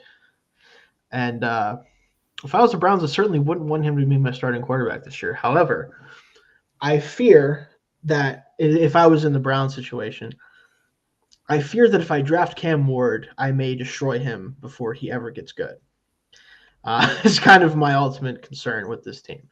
Because again, I think Ward's potential makes him worthy of a pick somewhere in this range, maybe not number one or number two, but somewhere in that top 10-ish range, just because of the traits. And a quarterback, that is a big thing for me where if I'm going to take you early, and this is kind of where we differ a little bit, Dalton, I think on that is I want a guy that I think at least has the potential to be a top half of the league starter, somewhere within their rookie contract, right? I think Ward does have that potential, but I do think he's a little farther away from that potential than you'd love for a guy that's a fifth or sixth year player in college and is an older prospect by not old, but older a little bit than a lot of early quarterback picks tend to be. So I probably steer away from him if I'm the Browns because I don't know if they're ready to really make that new quarterback choice right now with everything going on within their organization. And if that's the case, Travis Hunter is going to be my top player on the board. I think Abdul Carter would have made a lot of sense here too, and still does, even with Garrett coming back. But I think the need is no longer so big because Garrett is still in the building as an edge rusher, right? I think you can manufacture pass rush opposite of him without having to use this pick on Carter. So for me, let's go ahead and take Travis Hunter and make the right pick, I think, in terms of value here. Yeah. Oh, this is tricky. Yeah. God. So now again, what we would do. Now you can view it as what we would do if we were the New York Giants specifically, in which case our jobs are probably gone if the quarterback situation isn't good next year. But hey, you got Russell Wilson, Mr. Unlimited. Unlimited, or Mr. Limited nowadays, in my opinion. And you got Jameis Winston, who is funny to hear talk. That's something, right? I don't know. I mean, it's just rough. What did they pay Russell Wilson? It was like 10 million with the potential to be 20 million if he probably hits a bunch of incentives he's not going to hit. So, Like, yeah, I mean, that's my guess. I don't think it dissuades them from taking a quarterback. To be I fair, I just really worry don't. that like if you don't make a big swing at quarterback this year, you risk really losing that locker room very quickly because I think they're already they already started going that way with how they handled the quarterback situation at the end of last year. They did. And I think right now, I think you have the chance to get at least a guy with a lot of potential to be a franchise quarterback. And you do have somebody like Russell Wilson that can be the bridge guy, which with Ward, I do think Ward's weird because with how old he is, you'd think he would be a guy that you'd want to play right away. But I think he would actually benefit from sitting for a little bit because I do think he has a lot of fundamental things in terms of playing in time that he needs to work on. So I think sitting behind Russ could be a decent situation. So I am going to take, as while I am lower on Ward, I don't have him graded this high. I think for the Giants, I think you kind of have to, given how scarce the position is right now in this class. Yeah, and that's why what we would do mock is really interesting to me because if we're just taking it as like who's my player ranked here, it would look a lot different than any mock you see. But I think you also have to factor in, okay, yeah, maybe I don't think Cam Ward is the best player on the board. Maybe I don't think he's the best quarterback in the draft, even in your case. But if I'm in the Giants' position, if I don't take him, am I going to have a job in 12 months? That's kind of the thing I think people need to think about with the draft a little bit more is even if a team doesn't view Cam Ward, even if the Giants don't view Cam Ward as like this elite quarterback, if they can just talk themselves into him, if Brian Daboll can say, hey, listen, in my offense with a big arm like he has and all this talent, I'm going to make him a good player. That's all it has to be. That's what it comes down to. So, and in the case of the Patriots here, I'm running the card in for Abdul Carter at 4. I understand that they need a lot of help on offense. I understand that Drake May is the focal point of this team and should be. His development is first and foremost. But Carter is just so much better of a player to me, especially of the offensive players that I think make the most sense for them, like an offensive tackle or a receiver. He's just far and away the best player on the board compared to those guys. And I do think there are players at those spots in the second round that are still going to be upgrades for them compared to what they have. So for me, this is pretty easy. I'm going to just go ahead and take Carter, who to me is going to be the number 2 player in the draft when I get done with my board. So yeah. So looking at the Jags, this is tricky because I could see Will Johnson here. Yeah, for you especially. He's by far the best player available, and I kind of the only thing is, I don't know how big of a need corner is for Jacksonville right now. They did sign Jordan Lewis to be the slot. They have Tyson Campbell. I think Jerry Jones is going to have a chance to play on the outside, which I don't know if I love, but I think they're okay at corner. Yeah. But they have a decent amount of options. But yeah, I don't know. Because if you given what their needs are and where the board is, do you just take Will Johnson and call it a day, or do you really use this high of a pick on Tyler Warren? See, that's an interesting thought to have because if you're Liam Cohen in this situation, obviously one of the biggest reasons you're brought into this team is because they've already paid Trevor Lawrence a very large amount of money. And you have a receiver in Brian Thomas Jr., have some supplementary pieces on offense. Your number 1 priority should be to maximize the potential of Trevor Lawrence to get the return they want on that contract, right? Yeah. If you're doing that, depending on how you feel about a guy like McMillan, which I know that both of us I think are slightly lower than the consensus on in the sense that he's not our number 1 receivers necessarily. Is there a better player to do that than Tyler Warren on the board? Yeah, I don't know. Maybe the best offensive lineman that you think is on the board because they could still use help there ultimately. But I think they have enough guys there where it's not a disaster. Yeah, unless you think Cohen thinks that Brenton Strange is going to be good enough in my offense. We just got to make the defense work. It's and that's the other argument. I think both are very valid. I think. Again, if you're going best player, I think definitely for you, I know, and then even maybe for me, it's probably Johnson. But and I think that's going to be the pick here. As much as I hate it because I was hoping he'd fall to 6. I'm Yeah, hoping he falls to 6. right. Yeah. But I think that makes a lot of sense for the Jaguars, though. Speaking of number 6 with the I'm curious Raiders what here. you do here because this is my doomsday scenario. I actually just wrote a Yeah. piece out this last week. Worst case scenario is both quarterbacks and the top 2 corners and Carter are the first 5 picks. This is the doomsday Yeah. scenario for the Raiders. And I do think that at least the first 4 picks are going to be somewhere of those guys. I still think that Sanders is the wild card of what does the league think of him ultimately, because Yeah. it feels like it's up and down depending on who you talk to and what day it is. Half the time I'm like, Shedeur Sanders is going to be a Steeler, and I'm like, the hell are you talking about? And then I'm like, well, look at mock drafts. I'm like, oh, everybody's doing that this week. That's fun. Where'd they pick that nugget up at? Anyway, I think for me, this is really tough because I think there's 3 players that I'm considering with this pick. And they're all players that I do like a lot, but I don't know if I love taking them at 6 in any of any of them. That's part of the problem with this draft, honestly, is there's a lot of guys who I really like, not many that I like is like slam dunk top 10 players, right? And the 3 guys I'm thinking of in this situation, one is a pick that I do think as much as I like it and it makes sense, it is certainly they're not in a position to do this yet, but it is just value is Ashton Genty, right? There is Jahdae Barron, who we just talked about. Nate Hobbs is off the team. He could fit in as a super slot defender for you guys, of course. Maybe he can do a little bit of outside stuff if need be. And the third guy, at least for me, and it kind of depends on how you feel about like the DJ Glazes of the world and stuff like that, is I would over Will Campbell, I would prefer Armand Membu personally. So those are the 3 guys that I'd be looking at. And I think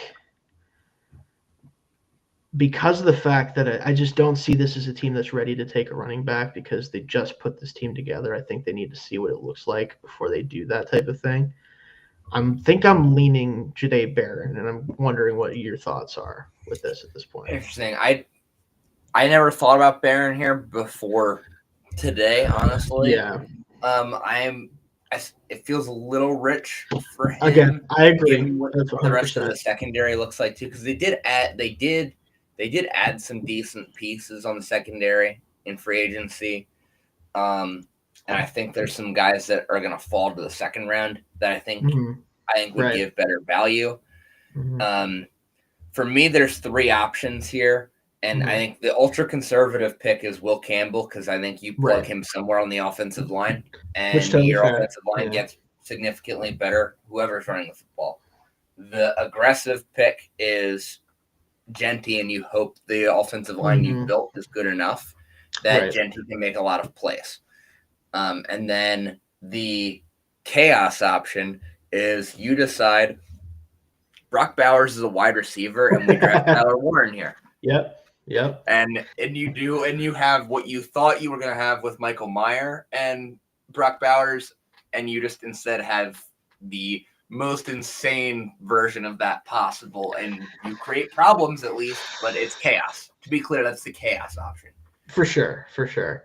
I think for me, I mean, the funny thing is there was one similar name in that conversation, and it was Ashton Genty. Yeah. So I think if we're gonna do like again, would I do this necessarily? I think he's worth the pick. I do. I really do think he is. Like in terms of the slot the pick is in. Now, whether the Raiders should be the one to do it or not is another discussion. But I do think that the offensive line is at least an average one. Yeah, I think it's at least. And granted, like, could you add someone on day 2 potentially that could upgrade the unit? Maybe. And if this team is 15th or something like that in like run block build or just how they grade out as a run blocking unit, Genty's going to have like 1,400 yards and 10 touchdowns as a rookie. Like that's the thing I think is and I saw a video recently and I tend to agree with it in general from Brett Coleman, for those who are familiar with him, talking about when a running back is worth a top 10 pick and all this other stuff. And he said kind of what I feel about it is the offensive line is what sets the floor of your run game, and the running back is what sets the ceiling. And the best example of that is Great way to put it. Saquon Barkley from last year. The Eagles' offensive line has consistently been one of the best run blocking units in the league the past 5 years, but they've never had the running backs to pay it off. And then all of a sudden you go get Saquon Barkley, and you're like, oh yeah, 2,000 yards. Like that's the difference between when you should take one and when you shouldn't. Now, if you have an average run blocking unit and then you bring in a superstar running back, you're going to have a top 10 run game. And if you have a top 10 run game, your offense is a lot better. So to me, I think spend a lot of time on it, but I do think that Genty will be the pick for me. You're just hoping that he can bring this offense up to a level that they haven't been at in a very long time. So yeah, Jets on the clock here. What are you doing for them? I mean, the Jets, there aren't enough draft picks in the world to fix the Jets. This is true. And as much as that, I think a guy like Warren would be kind of wasted in this situation. I think I'm just going to make the safe pick and draft Will Campbell, and at least you've got a good offensive lineman for the next 15 years somewhere. That is fair. Now, I will say, just on a personal level, specifically because right tackle is their biggest need, I would probably take Membu here on for me. But Campbell is just a player that you can slot in multiple different spots and probably be very happy wherever he plays. So I don't think he'd be a bad right tackle. Honestly. No, I think actually he would be fine, honestly, for sure. Yeah. So that still probably fits the need there. Plus, then you got Fashanu and Campbell on opposite sides of each other. Very fun. So we'll do Will Campbell here. The Panthers at number 8. This one is interesting to me, too, because I don't know how I feel about the next edge coming off the board in the top 10. As much as I like a lot of the edges, I feel like most of them are guys who I have closer to a top 15 player than a top 10 player. But that's kind of the issue with this class a little bit, Dalton, that we've talked a lot about. It's how many guys do profile as top 10 picks? Not many. Certainly not 10. So you run into this issue of which player that I don't have a true top 10 grade on do I want to take in the top 10 if that's what we're doing?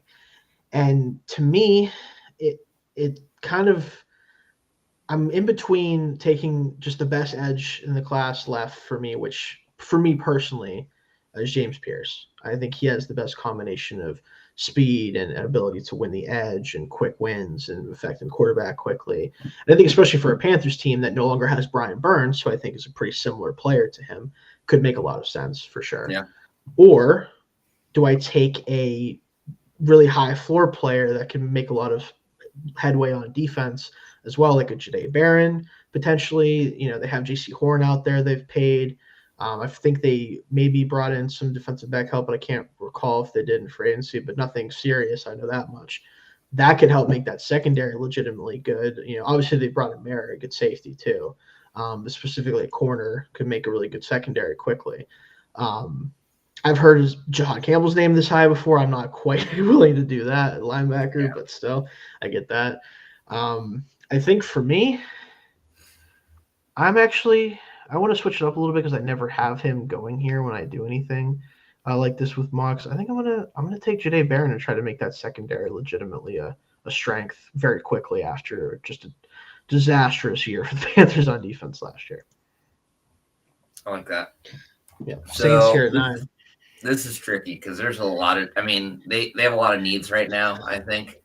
Yeah. But there's a lot of good picks here. I think Mason Graham falling this far is very interesting. Starts to get into that territory for him. I think Michael Williams would be the perfect replacement for Cameron Jordan down the road. Yeah, in a lot of ways. But there's only one guy left on the board that I have a top 10 grade on, and it's Tyler Warren. And they don't have any offensive weapon like Tyler Warren. And if you're gonna have, at this point, they're pretty much locked into a Derek Carr for the next year or two minimum. Maybe. And I think if that's the direction you're going at quarterback, you need weapons. So let's take Tyler Warren here. Basically, it's if you took Taysom Hill and gave him all the steroids. That is actually very funny. That's fair. And they did now. I will say now I don't think this matters at all because they're very different players. But they did resign Juwan Johnson to a pretty decent contract. But Yeah, I don't he's think that that move tight matters. end though. Yeah. He's certainly that like move tight end like true like Also, receiving threat. So he's had every opportunity to break out, and he hasn't done it yet. And I just don't think no, that's gonna yeah, happen. totally agree. Yeah, I get it. Yeah. Yeah. So for me here with the Bears, so running back would have been a big thing. I think they are the team that if the Raiders don't take Genti, I think that's the next pick he could go at is 10. For sure. So that's interesting here. I do think that the interior, despite the additions they made, I don't think it's a long-term fix, obviously, especially when you consider who they brought in.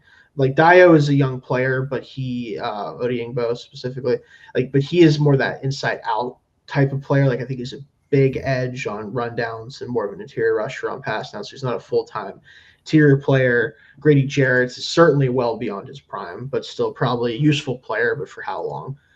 So if that's the case, if I'm going interior, for me, that would be Derek Harmon actually here at 10 if I was taking a player in the interior. I do have a top 15 grade on Harmon, not quite a top 10, but we are at the edge of that top 10, so it's not too much of a reach by any means. If not, we're looking at probably more true edge help personally. If that's the James Pierce opposite of Montez Sweat. Talk about 40-yard dash times for edge rushers if you have those guys on opposite ends of each other, however you feel about that. But I think because I haven't really had many chances to kind of stamp this pick and this kind of where I have him at, I think I'm going to go Derek Harmon here. Just add a true do it all defensive tackle to that group and see if that can kind of be what they need to unlock that group a little bit here. So go Derek Harmon here. I like it. All right. So for the Niners, a lot of needs here. Trenches, man. Yeah. Trenches. Yeah, trenches on both sides of the ball. And I think the best lineman in general that I have available here, even though not as high as the consensus on him, but I think if Mason Graham's still here, I think I run that card in from the Niners. He makes a lot of sense for sure. I have no problem with Graham at this point for sure. He very much that disruptive interior player as a run defender and less so as a pass rusher for me personally, but I think the athletic traits at least are there for that to maybe get a little bit better eventually. So I have no problem there either. So I'm going Mason Graham. Cowboys on the clock at 12. Man. Oh, you know what Jerry's doing. I know what Jerry's doing. I ain't doing what Jerry's doing. Jared want big fast receiver. He does. But instead, I'm going to take a not so big fast receiver, my number one wide receiver in this class, and a popular mock draft pick recently. Even though he's my number one, it's a little early for me on pure receivers, but I'm going to take Matthew Golden here, which is more of a traditional Raiders pick if this was the old Raiders regime. Yeah. Just looking at the 4.29 guy, but Golden to me best pure receiver in the class in terms of route running, in terms of ability to separate, in terms just kind of all of that stuff that I value most a receiver. And even though it's a tick early for me, I do think this is a popular pick for a reason. It's not impossible that we see this, although I think it might be a little bit earlier than he ultimately goes. But I'll go Matthew Golden here. I like it. Dolphins. Right. So we know what you got to do, Dalton. Please do it. Now, do something on the interior. Because I'm not now, as you guys know, my top tackle here is Ursery. However, yes, Ursery is a pure left tackle, and the Dolphins have a left-handed quarterback. So he's not necessarily the blindside tackle here. Just wait 6 weeks. You'll have a right-hander probably instead. True. True. But for that reason, because I think there's a little more versatility here, and I think because you want somebody that I think can play like a blindside tackle and line up on the right side, I'm going Kelvin Banks here. Okay. I can get behind that. He was one of my favorite tackles, one of my favorite pure tackles in the class for sure. So, plus good athlete. They like the good athletes, of course, preferably ones that are on offense and skill positions, but still, if they're going to take an offensive lineman, they probably have to be super athletic. That picks Luther Burden. If the board is that way, they're taking Luther Burden. For sure. And it will mean 0 more wins than they had last year. Correct. And he'll have 1,000 yards. Yeah, exactly. He'll have 1,000 yards on 92 catches, and they'll go 7-10. Colts on the clock here at 14. This is probably a Tyler Lawrence spot for good reason, but obviously not here anymore.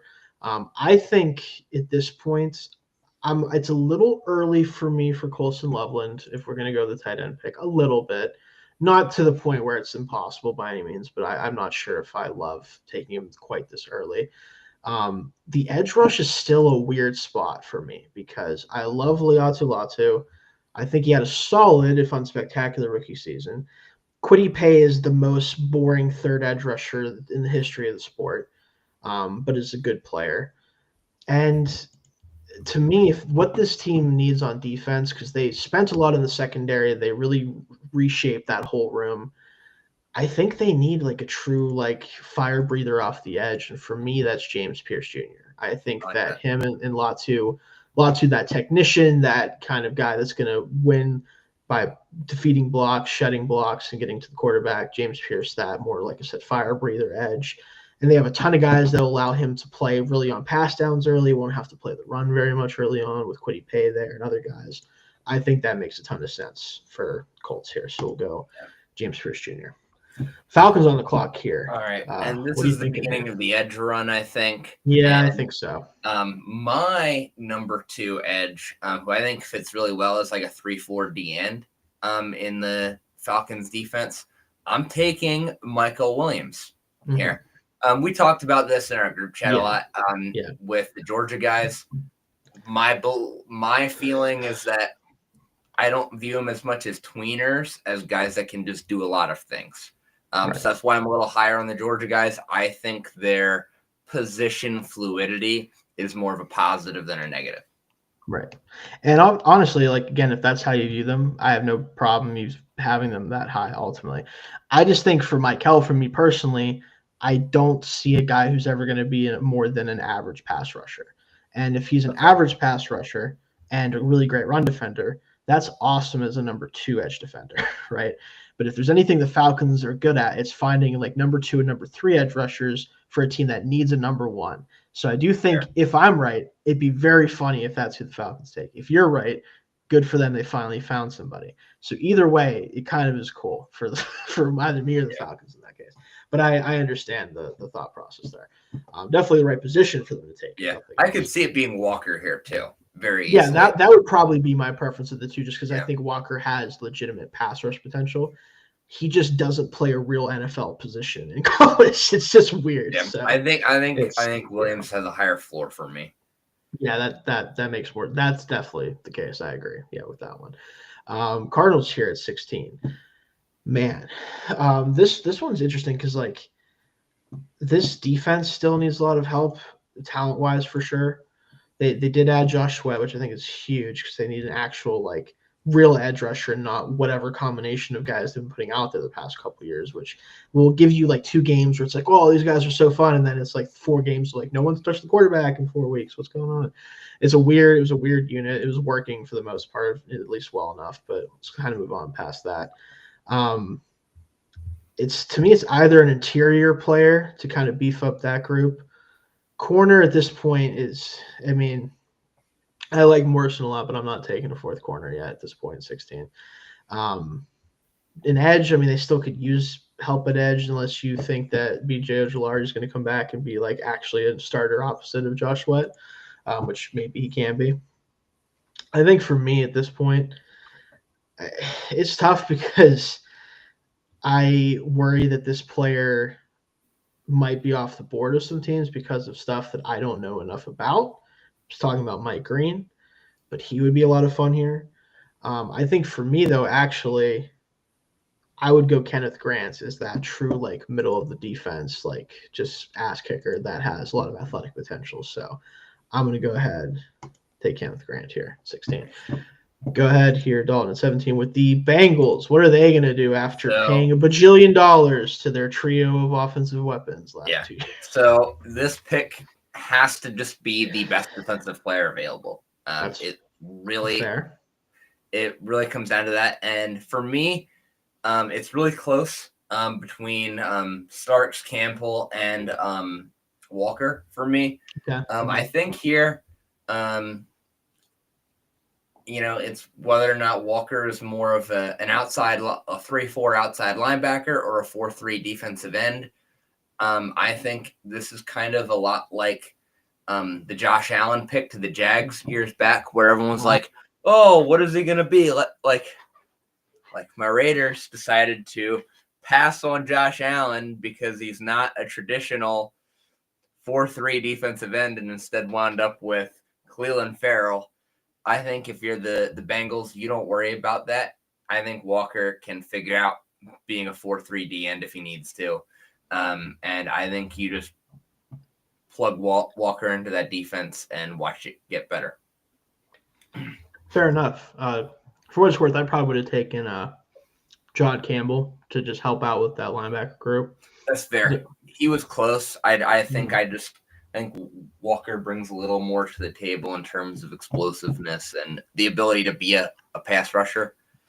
Right. No, for sure. Yeah, that I definitely agree with. For the Seahawks here at 18, this is actually one of the easiest picks in the draft for me because even though this is what we would do, we all know that the interior of the offensive line doesn't exist to the Seahawks. They're like, we don't care about it. Never seen a guard I liked. Forget about him. The whole 9 yards. It's kind of how they've always operated. But Armand Membu is here at 18. He's technically a right tackle, although if Abe Lucas is healthy, you could just play him at guard. He'd be really good, I'm sure. And then, oh no, Abe Lucas goes down. He's hurt. Well, we did draft a tackle. Let's put him right. Like, it's perfect for the Seahawks because they can tell themselves, we really drafted a tackle in case Abe Lucas can't play. But, oh, he can play guard too. That's great. It's really funny, but it's true. Like, I think Membu deserves to go higher than this personally, but just didn't find the fit for him with my picks. And it gives the Seahawks a way to say they don't care about offensive line, interior offensive line, while still caring about interior offensive line. Armand Membu here to the Seahawks. I like it. Get Tampa Bay up at 19. A couple players staring us in the Campbell's staring me in the face here. However, there's a guy that I think's fallen way too far at this point, and it's Malachi Starks. Yeah. I think you kind of have to grab him here. He is like a he's one of those guys that has a first-round grade for me, but was very close to having a top 10 grade. I couldn't quite talk myself into that high of a grade for him, but 19 here is very nice. Yeah, I can't wait to watch the safeties because him and a couple other guys I'm really curious where I ultimately end up with. So up on the board here with the Broncos at pick 20. I think as much as this player is a little bit lower for me than a lot of people have him, I think at this point it's well time for Tetairoa McMillan to come off the board to the Broncos, especially for a team that needs to build up the offensive weaponry with Bo Nix there. Sean Payton did a great job last year of making him an effective quarterback, but if they want that to continue, in my opinion, it's got to come through kind of upgrading that weaponry, especially with how well the defense played last year. I think you can wait to add some reinforcements to that group and instead focus on the skill positions. McMillan gives them a huge target, a guy that does have a little bit of potential to be kind of just a guy to me personally, but not so much that I wouldn't take him anywhere close to this range. Like, absolutely no problem taking him in this range. So let's get him off the board here at 20. Dalton, with my team, the Pittsburgh Steelers, with the board as it is, where do you ultimately go here if you are them? So right now, this is tricky. I think at this point you're kind of committed to figuring out what Jones is going to be as your left tackle. Yeah, I would say so. So I think we're gonna. I don't think we're going tackle here, even though I do think if Aaron Rodgers is going to be your quarterback, you got to protect him. Oh boy, do we! But at that point, I think the next thing that you're going to have to do is you're going to have to give him weapons. So here, Emeka Ibuka is kind of staring me in the face. I think the Tet pick kind of starts a little wide receiver run. We're going to go Ibuka here. I think he'd be a really good addition to that offense.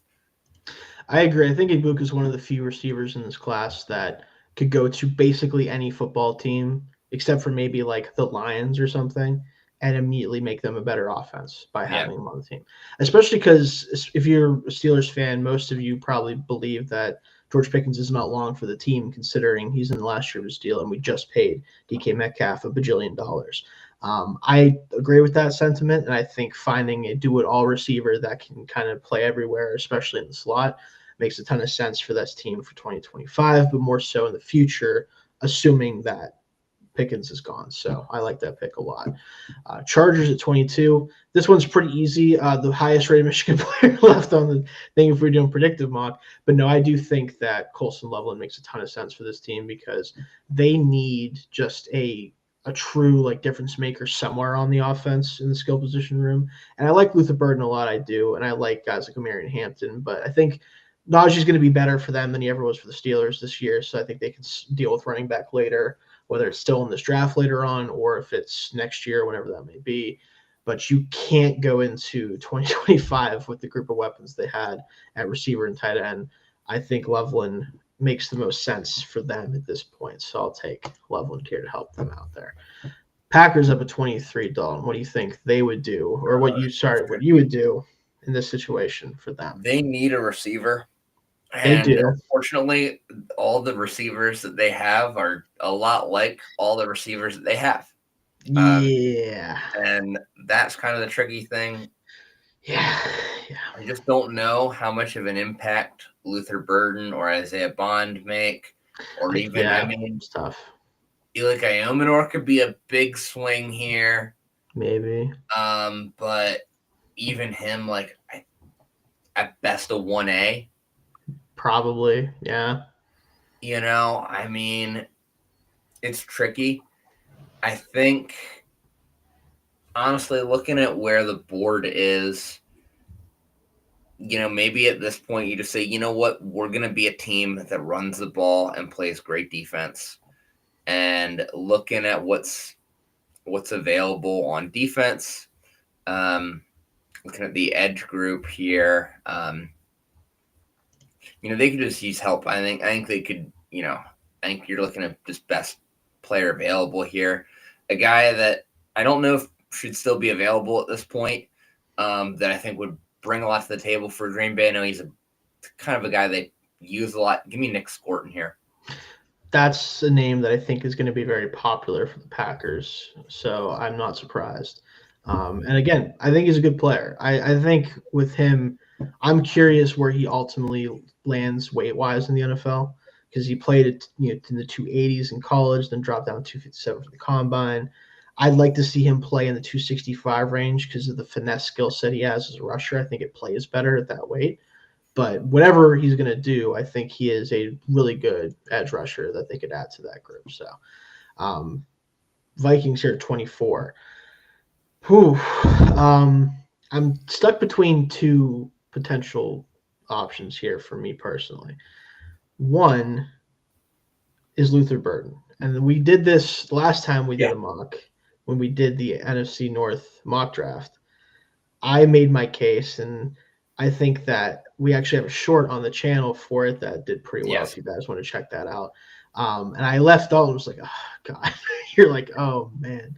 You guys are left a little bit speechless, I feel like. And I think my argument is if J.J. McCarthy is going to be your quarterback, which it certainly seems like it is, why not in a draft where a lot of the players on the board, even for us right now, it's like, yes, would they be helpful to you? Some of the defenders, some of the other players, yes. If you want to just basically make sure that J.J. McCarthy has no excuse to not play well other than his own fault, putting Luther Burden into an offense that already has Justin Jefferson and Jordan Addison and T.J. Hawkinson and that offensive line when it's healthy and Aaron Jones and all this, it's pretty tempting. I'm not going to lie. It just is. And I think Burden does deserve to go somewhere in the first round. I think he's closer to a fringe first rounder than a true like slam dunk first round grade for me. But I think the fit makes sense, and without a trade down, which is kind of what I hope the Vikings do, I think that makes the most sense. So I'm going to go with the Burden here, the 24. I like it. I think had he fallen to Houston, I think the Texans would be running the card in for Burden. Probably, and then they would get killed because Stroud would die, but that's okay. Yeah. Just kidding.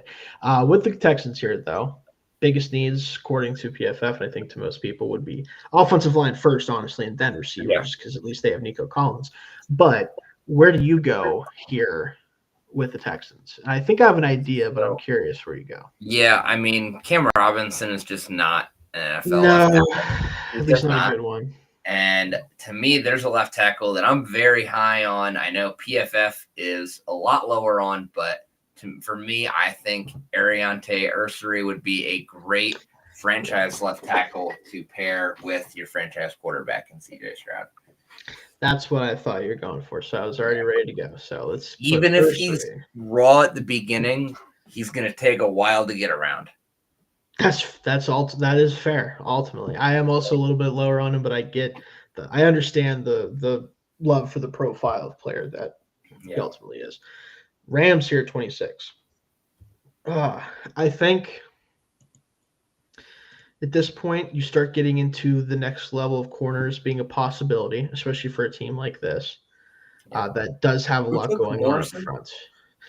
No, he's just at 66, which is why he's a really good one to consider here, I think, for sure. Yeah. If it's not him, Jahad Campbell is staring me in the face, and this team has struggled to field linebackers except for Ernest Jones. They jettisoned for whatever reason. Yeah, exactly. So I think it's definitely defense. They've kept that offensive core around. They add Devontae Adams to that group, jettison Cooper Kupp. What an interesting. I don't understand the logic there. I really don't. I know you don't. Yeah, it's just funny to me that it's a weird thing. If you didn't want to pay Cooper Kupp, why are you paying Devontae Adams? I don't know. Devontae at least is probably more likely to play all the games, I guess. I don't know. Anyway, despite that fact, regardless, I think that Jahad Campbell or Benjamin Morrison would be my two options here that I like the most. I do think that in the grand scheme of things, that front four and how they do things would open things up a lot for Jahad Campbell to be kind of a menace as a pass rusher sometimes. Sometimes he'd be obviously in coverage. I think they desperately need a true Mike linebacker that can do a lot of things, and he would certainly fit the bill. So we'll take him here at 26. Ravens at 27. What are you going to do to the Ravens to make me upset, Dalton? So the Ravens, I think, offensive line help, I think, could always be a thing for them, just general. I could also see Morrison here. I could see Mike Green here. Mike Green, I think, is a little early, but I do think a team like the Ravens can afford to take a swing on a guy like Mike Green. I agree. However, I do think,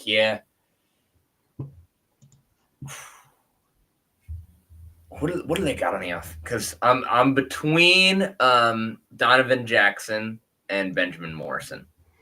See, I think they probably would take Morrison because Lamar takes up he makes up for a lot of sins on the offensive line.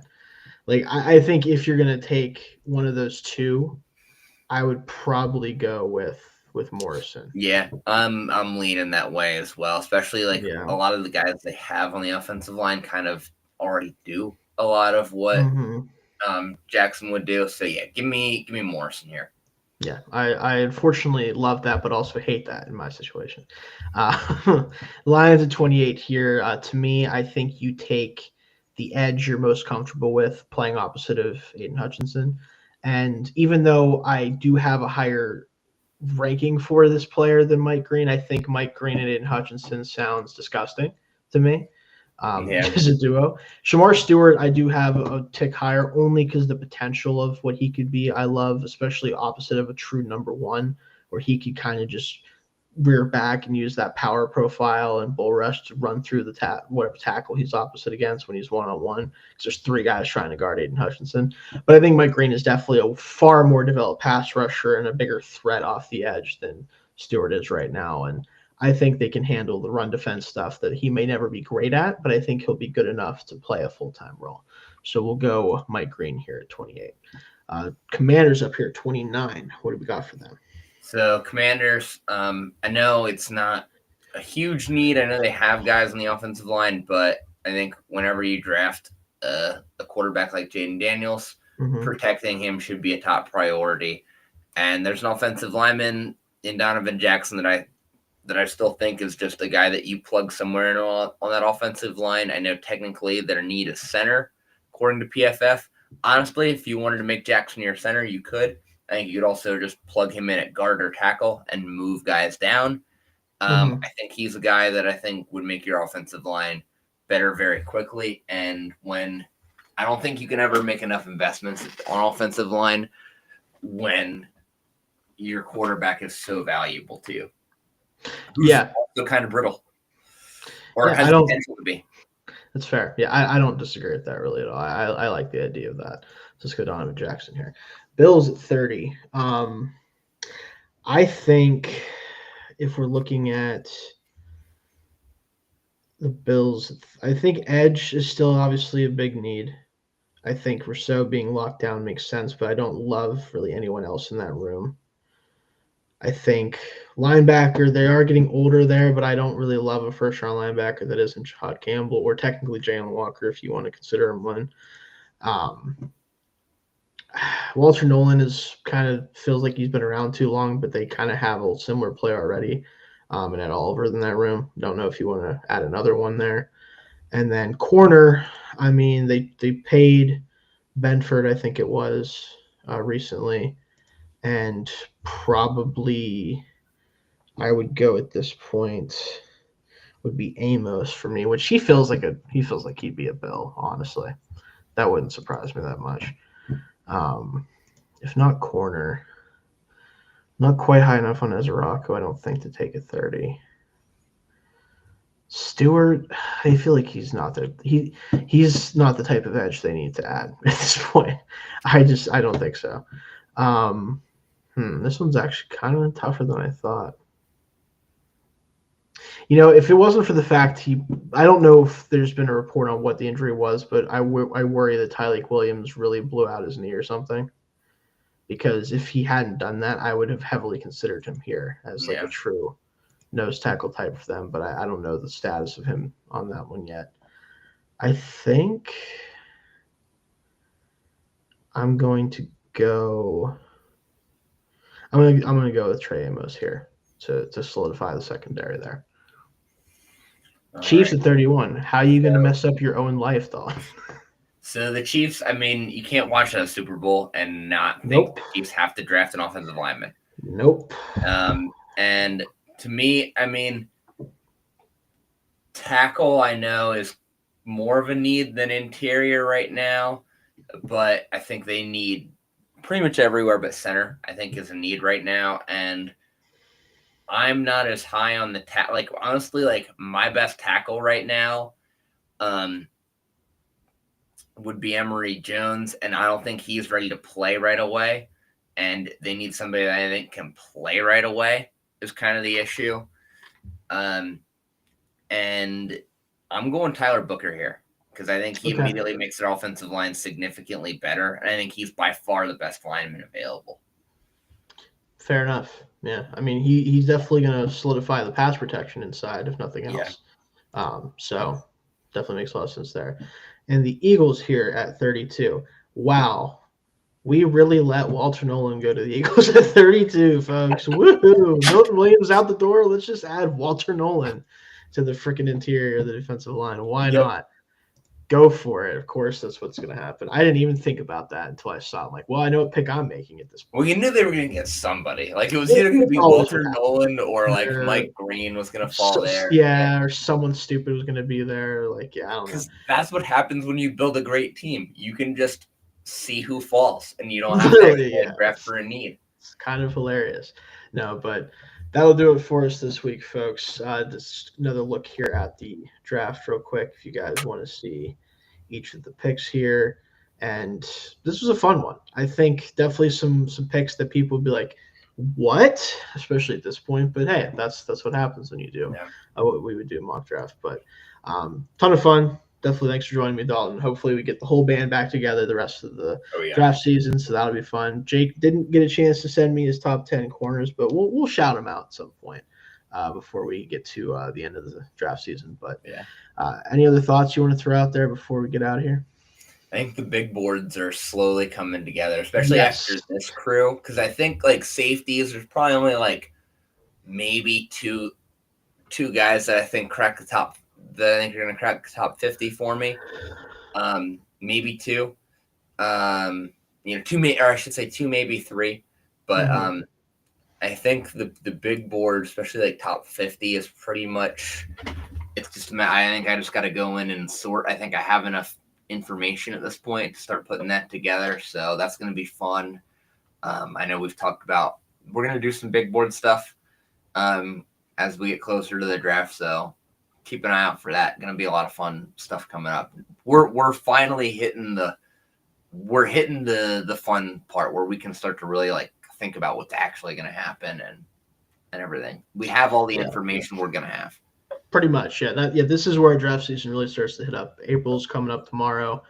It's going to be the final stretch here for us. We're definitely going to be doing some big board stuff. Directly following our safety rankings, we will be dropping on all our socials our top 50 consensus board. We'll get that together as soon as we can. Drop that for you guys on draft day. Unfortunately, Dalton is forced to do his real job. Unfortunately, here's some of the duties of that. So he will not be fully live with us from the start, but we'll try to catch him at the end of the first round. But Jake and I, true. I'll be in a suit and tie. I'll be in a hotel room. Yeah, Dalton will look like the only one who's taking it seriously, probably. No, but you Jake guys and I will be dead by then. You'll be dead. 3 hours in. Like, Dalton, what's going on? You'd be like, man, I'm having a good time. So what happened? What's going on? No, but Jake and I will be live for the whole first round. Hopefully, at least, I will definitely be able to see what Jake can do. We'll try to have as many guests on as we can from around different parts of the internet, different fan bases. We'll see how we can do with that. So definitely look out for that as well. I'll have my top 150, at least personally, big board up during that first round draft stream, and maybe we might even do some other streams for the other days. We'll see. But either way, definitely all that coming at you next week. Next week specifically, we'll have our AFC North 4-round divisional mock draft to get my team out of the way. That should be a fun one. We'll see how we kind of handle those teams. For all 4 teams are fun in very different ways. Very different ways. Exactly. It's a very wide range of feelings, outcomes, thoughts there. But that'll be a lot of fun. And then again, our safety rankings will come after that. And then it's draft week, folks. We're going to just have a bunch of stuff coming out, whether it's the big boards, like we said, other things coming out. We'll try to figure out some other things to do. But that'll do it for us this week. We'll see you guys on Monday.